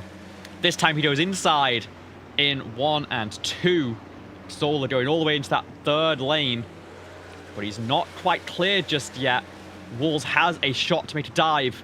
And the door gets not quite shut. Walls keeps the nose in off the corner. There to be side by side once again for the race lead into turn number 1. And Walls washes up. Gets a little bit of a tag. Bats out of it. And now he's under threat from Justin Durand for 2nd place. Side by side for 4th place behind as well between 4 and Kerfen. But Durand takes advantage, is in prime position for a 2nd place pick here. But Walls again going to sweep the outside line. Might have a chance to hold onto it. And this is just giving Cazorla that breathing room once again. And Walls nearly cleaned out the 95. Cracked the throttle to make sure that he got the move done fair. But he's now going to fight the number 5 once again to give himself an opportunity to attack for the race lead. And he is finally clear of Justin Durand, your pole sitter, as Duncan 4 looks to hold on to 4th place ahead of Alex Kerfen in the back as well. This fight has been crazy in the background the whole way through this run. It is Payne and Binderman. Remember, Binderman holding on old tyres right now. Is going to lose out a spot, it looks like, to the 75. And 17 of Tristan Ma has picked up some damage in recent cautions, as has Kyle Ammon. Oh, and Tristan goes for a big lunge, ends up sending the 35 up the racetrack. Kyle Ammon gets into the wall behind. Then he be side by side off the corner. Great job from the 35 to hold on to that one. And it is going to be Tristan in the end who ends up coming off worse from that as they settle into a single file. But the caution's out. It's the 45 of Levi Poland. Oh, and reverses into the line of Cody McCorkle. Unfortunately, and Vondruska just about get a piece as well. Messy, messy incident there between those drivers. Let's have a look at exactly what happened to the number 45. Gets into the wall entry of turn number 3 here. Is sent 3 wide. Just in raw. Washes up the racetrack. Maybe a contact from 09. Ends up stricken. And reverses right as the two's trying to shoot the high line. More contact. And then Vondruska just coming in late. A little bit too hot. And yeah, Levi not happy about that one. Does end up retiring the car. Cody McCorkle, I think, as well, also with some damage. Is now 2 laps down, so quite a heavy hit, it looks like, in that one. Binderman is finally in pit lane, and it is going to be the final set of tyres now with 34 laps to go. And just holding onto it just a little bit longer. The top 10 all stay out. Well, Kyle Ammon took tyres under, I think, the previous caution. Alon Chicano also with slightly fresher rubber. We'll pull that up once everyone is off pit road. Rourke coming in potentially for some damage repairs after that contact as well. Vondruska still limping on the lead lap, still picking up some repairs. We are down to 15 on the lead. That McCorkle and Poland both down 3, both still on pit road. Let's show those stint lengths for anyone keeping an eye. Thornton taking a pit stop right now. Ignore that number. Top 6 all pit at the end of that long green flag run we had. Chicano pit after the next caution. And then Kyle Am on 13 lap old tyres. Everyone else just cycling out of pit lane. If it's not fresh tyres for them, it's pretty close to fresh. And it's Cazzola who goes high once again. It's where he's been controlling these restarts. And it's again Walls to the outside behind him. Durand to the inside on his door. The battle is going to be more between Durand and Walls than it is with Cazzola, at least. The Rue turns 1 and 2. 32 laps now remain in regulation for the Jurg Motorsports 200. There's the launch from Gabe Cazzola. It's side by side between Walls and Durand. The Rue turn 1. It's going to be pretty much a repeat of what we've seen on the previous couple of restarts. Walls once again going to look something.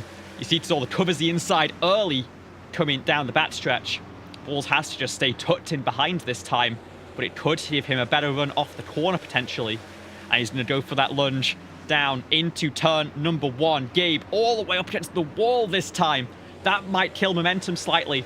They're going to be side by side into turn number 3. This could be the chance that Walls has needed. Cazzola drifts up high, and we have a new race leader. Michael Walls has worked his way back to the front and takes the lead from Gabe Cazzola. With 30 laps to go in this race. Justin Durand running third, looking for pressure. Fidel Fabian a little bit slow. They're going to be too wide into turn number 3 with William Kemp. Kyle Ammann ahead on those slightly fresher tyres.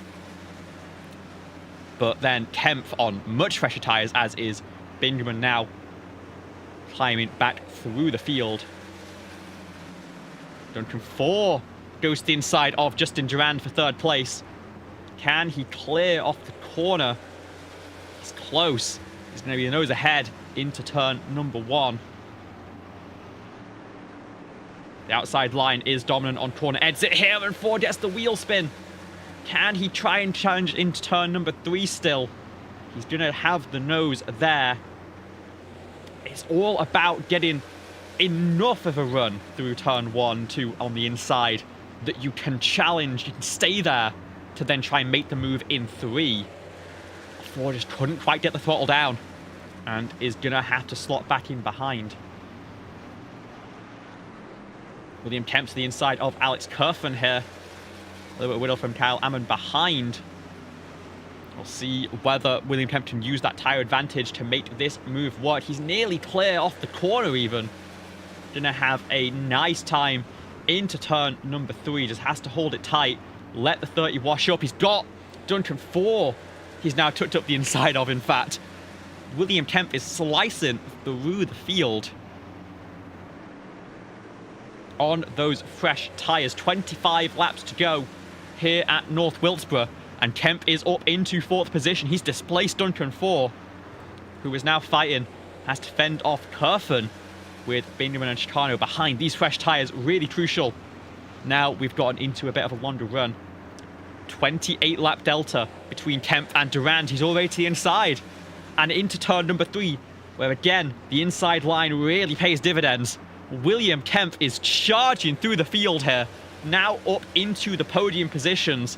Just has Gabe Cazzola and Michael Walls to pick off, but those are the 2 drivers that combined have led pretty much this entire race. Bingaman looking to follow up 10 spots, has those fresh tyres after surviving on old rubber until the last restart. Dispatches Duncan 4 for 5th place.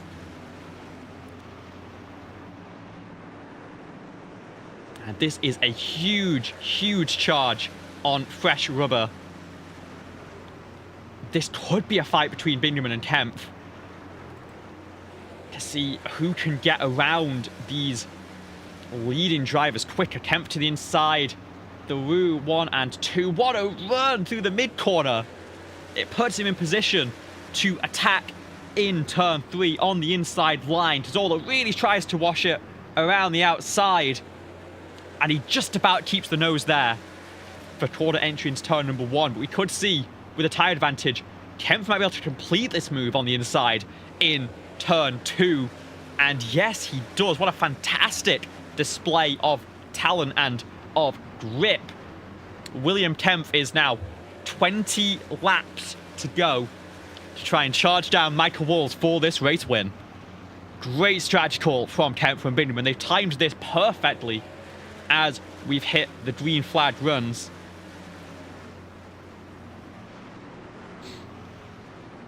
Raw and Kerfen side by side. Raw also on fresh tyres. Currently runs 8th. He's the 3rd driver on tyres this fresh. When Payne got into the wall a little bit, Stephen Thornton is going to work his way through. Thornton on those fresh tyres, feeling confident. Going to try and make some moves through the field. Patient driver is the number 84. This could be his chance. Bingaman now going to move Gabe Tazzola out of the way. Gabe Tazolla's led the most laps here today, but just doesn't quite have the tyres underneath him to fight for this race win. Is going to be shuffled out of the podium positions, it looks like, with Bingaman up 13 positions. A very variable race. That first place position really stayed out on all tyres, got swallowed up immediately, but it let him save a set for this very gamble. And he now has a spot on the podium, but gets loose off the corner.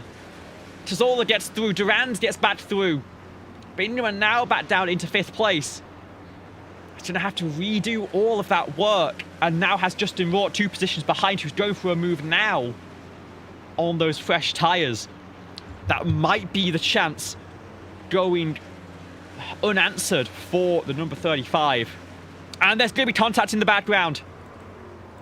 And it's going to be Duncan 4, and that is going to bring out a caution. We're going to restart with less than 10 laps to go. We're going to look at this one quickly for side by side with a teammate on the inside. They have just into the wall through 1 and 2. And is it contact off the corner? Yeah, just Kyle Ammon drifts up ever so slightly. We cut to live pictures now, and this is crucial. Michael Walls is in. Gabe Tazzola is in. They know that they need an answer. They know William Kempf is going to win this race if he didn't just make the move on the fresh tyres. So Kempf now in the race lead. Durand stays out, sits in 2nd place. It's going to be Walls, Raw, Ammon, for all going for these pit stops now.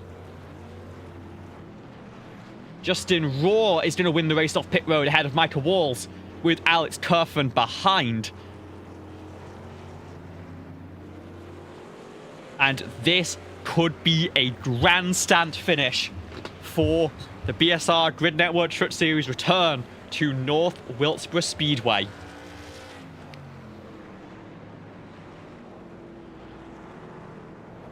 These are your tyre stints as they stand. Kempf, 23 laps since his last pit stop. Bingaman and Thornton on the same cycle.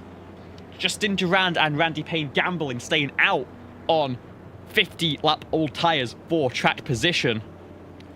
Everyone behind on fresh tyres. Raw and Kerfen are on 2 tyres. The 76 and the 30 have gone for a 2-tyre call to gain track position on pit lane.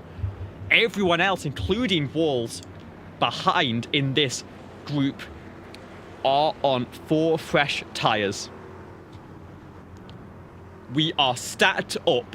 William Kempf on the outside line. Justin Durand going to restart on the inside on 52-lap old tyres. Keep an eye out for wheel spin on that 5 truck. Bingaman, Thornton on row number 2. Justin Raw to the outside of row 3 on the old tyres as well. Sorry, on the fresh tyres, I should say. Randy Payne on the inside on the old tyres. Here is the restart. And it's wheel spin for Kempf as well, but not as much as for the trucks behind. They stack up. They're 3 wide out of the corner. Kempf is looking to run away as quickly as possible. But Justin Raw is middle 3. If he can get through here, he's going to have 9 laps to try and chase down William Kempf. Michael Wars is pushing. Remember, Wars is on 4 tyres.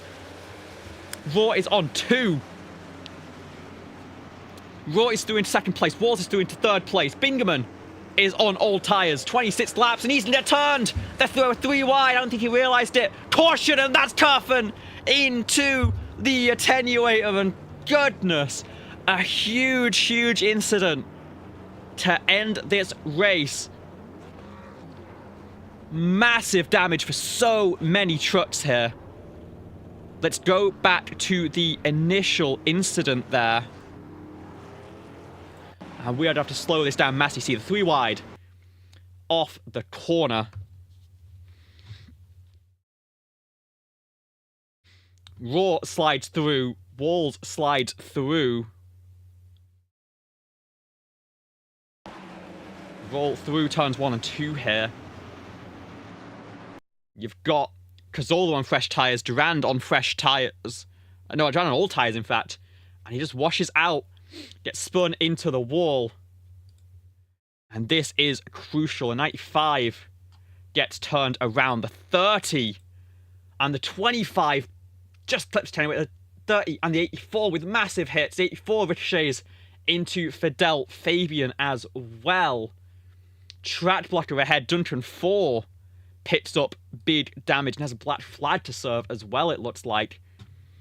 Bingaman gets pushed down the racetrack by Justin Durand there.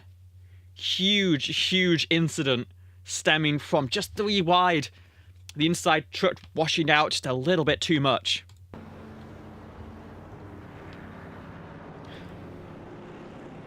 That's taken out so many contenders. Justin Durand is down on pit road with damage. Kerford, of course, carrying a meatball flag, could be day done for the 30. The 84 likely in a similar spot after such a good run coming back through the field before the late caution. It's just Kempf on all tyres now. He's held on until now, but he's got the pressure behind. Raw on 2 tyres. Mark down in 5th on 2 tyres as well. Michael Walls, who pits the outside line right behind your race leader, is the first truck on 4 tyres, as is Gabe Cazzola, who might be wounded from that incident, but is going to stick it out. Battle scars showing on so many drivers here. It looks like we're down to 11 on the lead lap. We are going to have 4 racing laps. Just over 2 miles to decide this one. It's William Kempf in control of the field, getting pushed through by Michael Balls. Justin Raw gets wheel spin on those 2 tyres to the inside. Walls is going to try and sweep around the outside. Gabe Cazzola is going to follow. Walls gets through up to the outside of turn 3. Can Kempf hold on and use that grip of the inside groove? It looks like no. Walls is going to clear with 3 laps to go. Takes the lead off the race once again. Kempf falls to 2nd place on the old tyres. Gabe Cazzola trying to make the same move work. Justin Raw on 2 tyres. They're going to be side by side into turn number 3. And Cazzola going to use the momentum around the outside. Use the 0.9 as a pick. Gets to the outside line. 2 laps to go. Raw looks 3 wide. Can't make it happen. Kempf slides. Gets into the wall. We stay green. Do we? Kempf needs to hold on to it. There's going to be a caution. The 56 goes around. And we are going to go to overtime here at North Wilkesboro.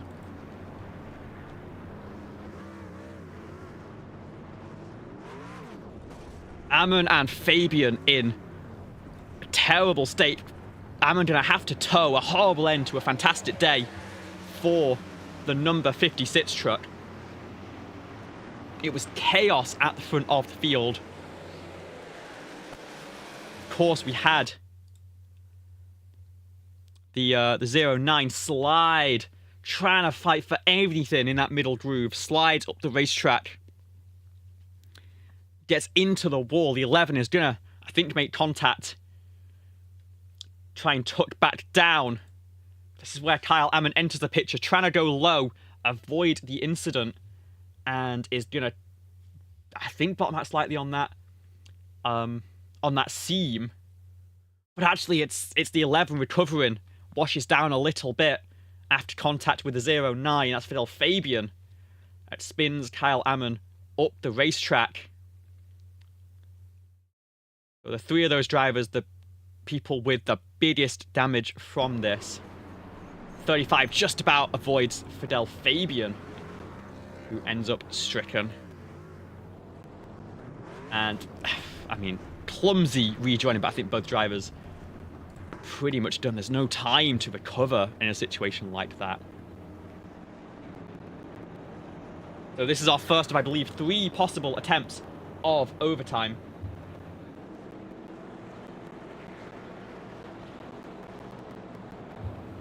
As a reminder of how the overtime procedure works, we are going to see the green flag with 2 laps to go in the race. If there is an incident on that first green flag lap, then we will bring out the caution, we'll re-rad them with 2 laps once again, and we'll use up another one of those 3 attempts. If we get to 3 and we can't get it done, the race will end. If we get to the white flag, then the next flag will be the checkered flag, any instance on the final lap. Oh, you don't have to deal with it, essentially. We are lined up for the first overtime attempt here at North Wilkesboro. It is Michael Walls on the outside. It is Justin Raw on 2 tyres on the inside. Gabe Trezzola following behind the number 7. Justin Durand tucked in on the inside of row number 2. We are down to 10 trucks on the lead lap. Walls has control of the field into the restart zone. Gets going. Justin Raw tries to keep the overlap, but has to slot in behind. Walls has a great getaway. We are green with 2 laps to go. Can we make it back to the white? Walls in control. Raw doesn't have those fresh left side tyres and a struggle for grip through the corner. Do we make it back? Yes, we do. White flag here at North Wilkesboro. Walls a little bit deep through turns 1 and 2 there. Can he hold on? It's going to be a spin for Gabe Trezzola behind. Disaster for the 95, who's been up front all day long. But the other driver who's dominated this race from the start, Michael Walls, is going to take the checkered flag and win the Jurg Motorsports 200.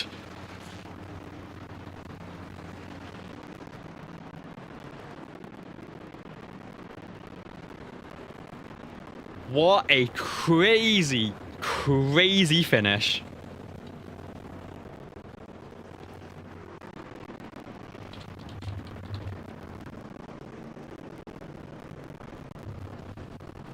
We'll bring you the official results in just a moment.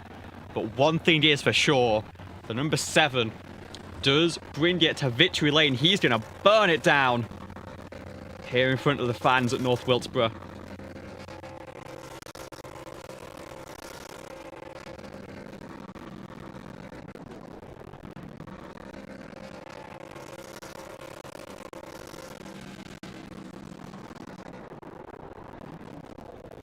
Second win on the season for Micah.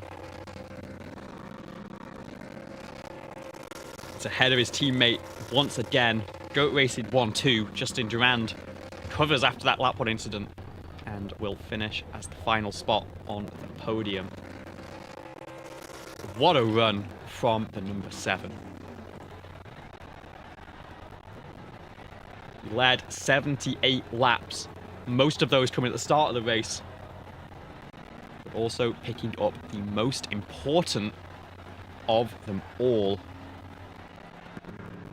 As Walls goes for this Polish victory lap, let's have a look back at that critical final incident that caught up Gabe Trezzola, who led the most laps here today. Where did it go wrong for the number 95? He's wide, and he just gets tagged by the 25 coming off turn 2. They were close to 3 wide, unfortunately. And then Bingaman goes to try and avoid tags Tristan Maher. It sends the 35 into victory lane, the 17 to the tail end of the field as well. And then through comes the 95 to try and recover. Fortunate instance, Sean got a penalty in that contact as well. that put him to 1 lap down. But Michael Walls, crucially, looking for victory lane in the infield. Not sure where it is. I'm not sure if he's going to find it. While we let him sort that one out, let's have a look at our official, unofficial race results here for the Jurg Motorsports 200.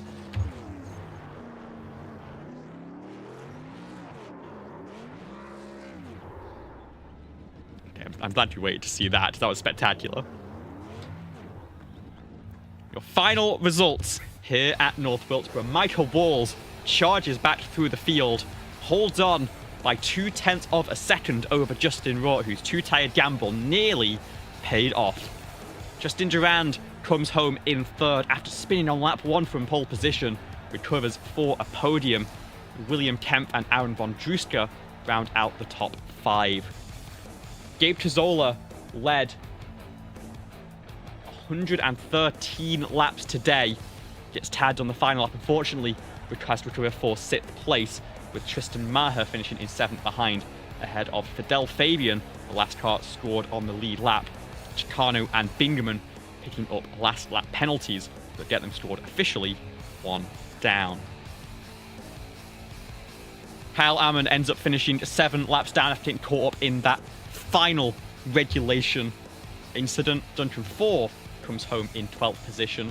Thornton and Payne 13th and 14th, with Alex Kerfan all getting caught up in the big one on the backstretch into the attenuator.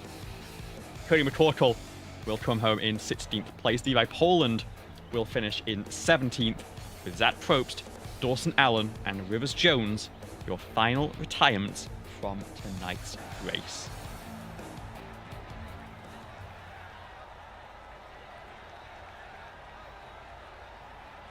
There is a lot to get into here tonight, and luckily we do have standing by the man of the hour, driver of the number 7 with his 2nd race win of the season, Micah Walls.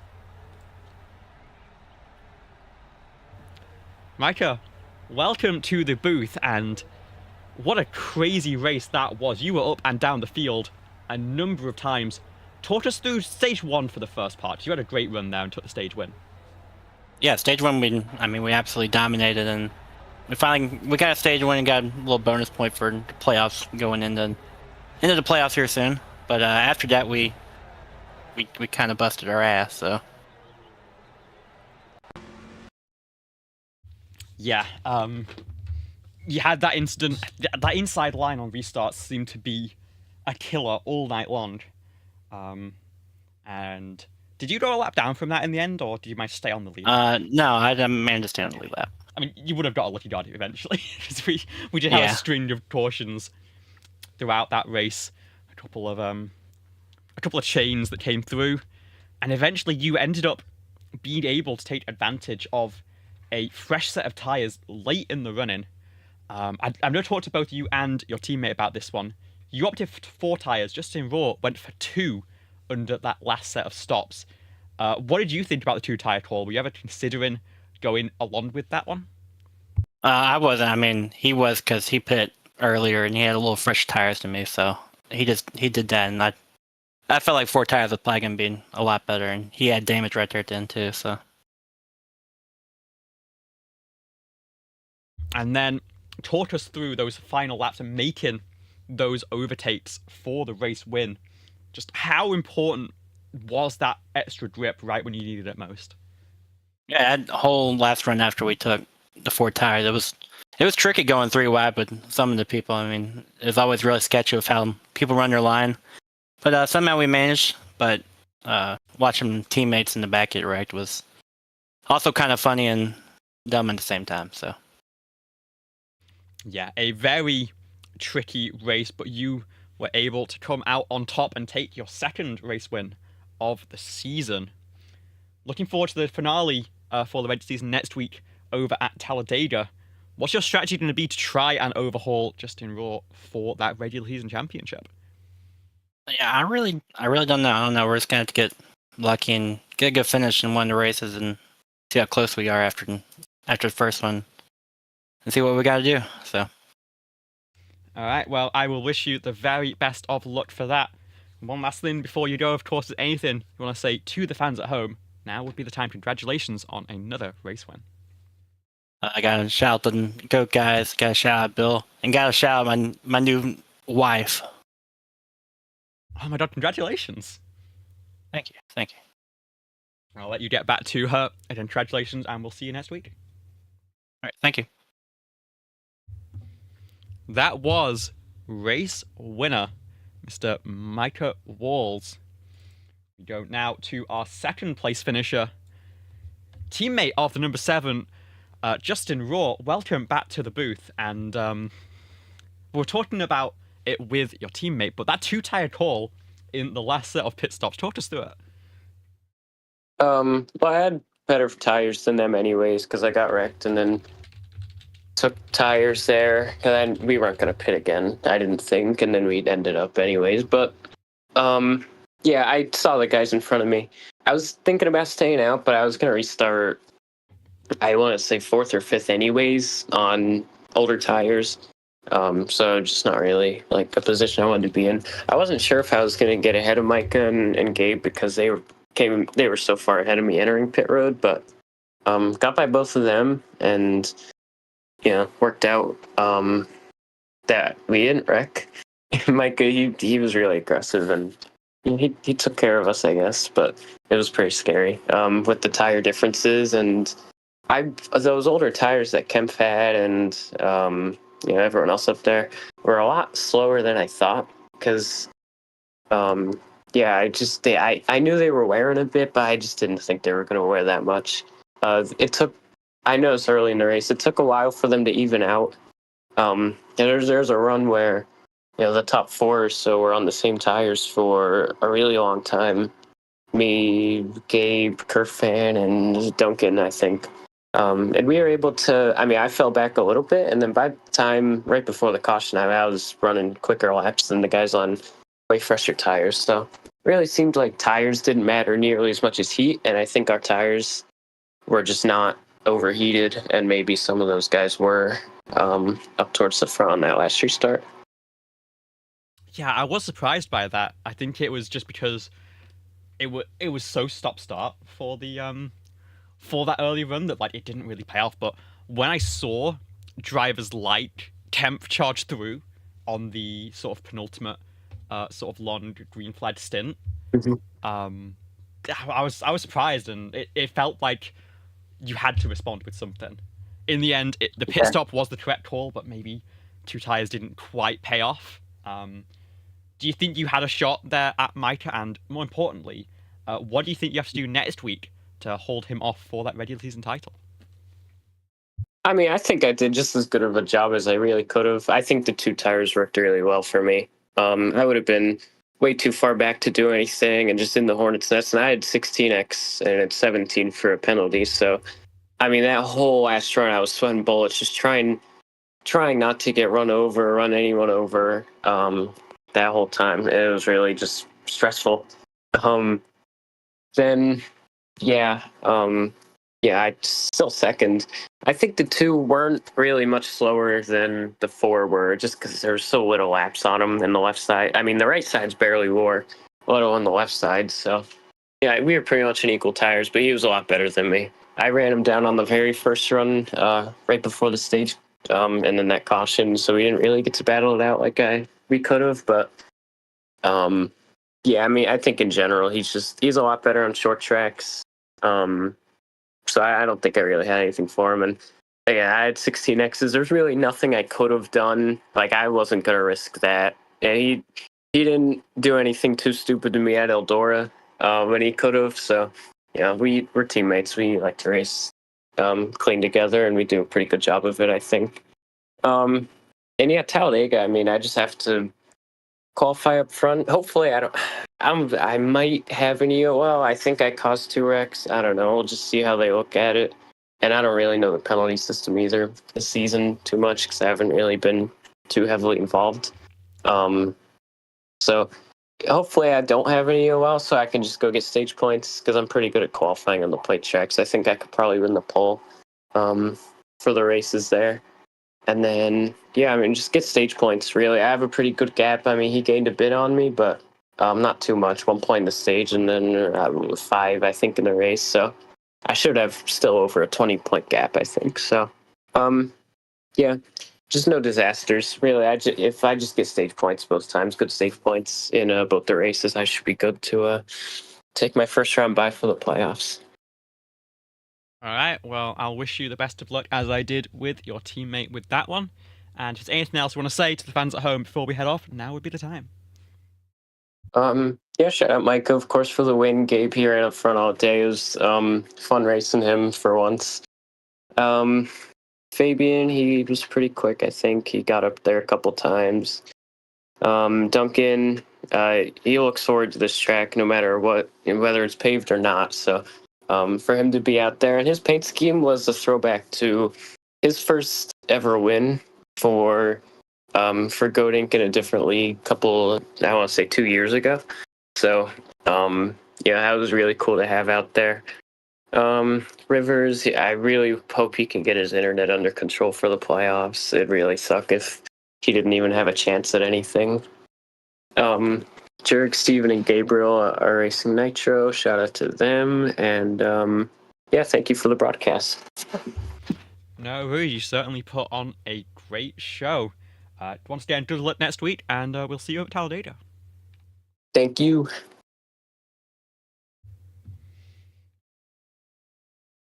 And that was your second place finisher, Justin Raw. It doesn't look like we're going to have an opportunity to speak to Justin Durand, but I do want to just emphasize the great run that he made back through the field after that incident on lap number 1, all the way back through to finish up on the podium. So great run from Durand. And with that, we are going to close things up here from North Wilkesboro Speedway. I was impressed by this place. We were expecting a fair bit of chaos. We certainly had a fair bit of chaos. But we had some great long green flag runs as well. Some great multi-lap side-by-side battles with the two ends of the racetrack. Really showing the dynamics and how you have to approach them differently and which line would be preferred between the two of them. Yeah, I would personally love to see us come back here because it was some great short track racing when we were able to get some green flag laps down. And once again, incredible performance from the GOAT Racing team. Michael Walls, Justin Raw continue their dominance at the top of the championship with another 1-2 finish. We will see who is able to take home that crown over at Talladega, as well as, crucially, who will pick up the remaining playoff spots. Someone can wildcard their way in at the last moment. We will see you over there next Saturday at 8 p.m. Eastern. You are not going to miss that. 2 races of 40 laps over at Talladega. But from everyone here at JCTV, who brings all, and everyone who sorts out the BSR Grid Network Truck Series, I have been Olivia Hayward. I say thank you so much for joining us tonight, and we will see you next time.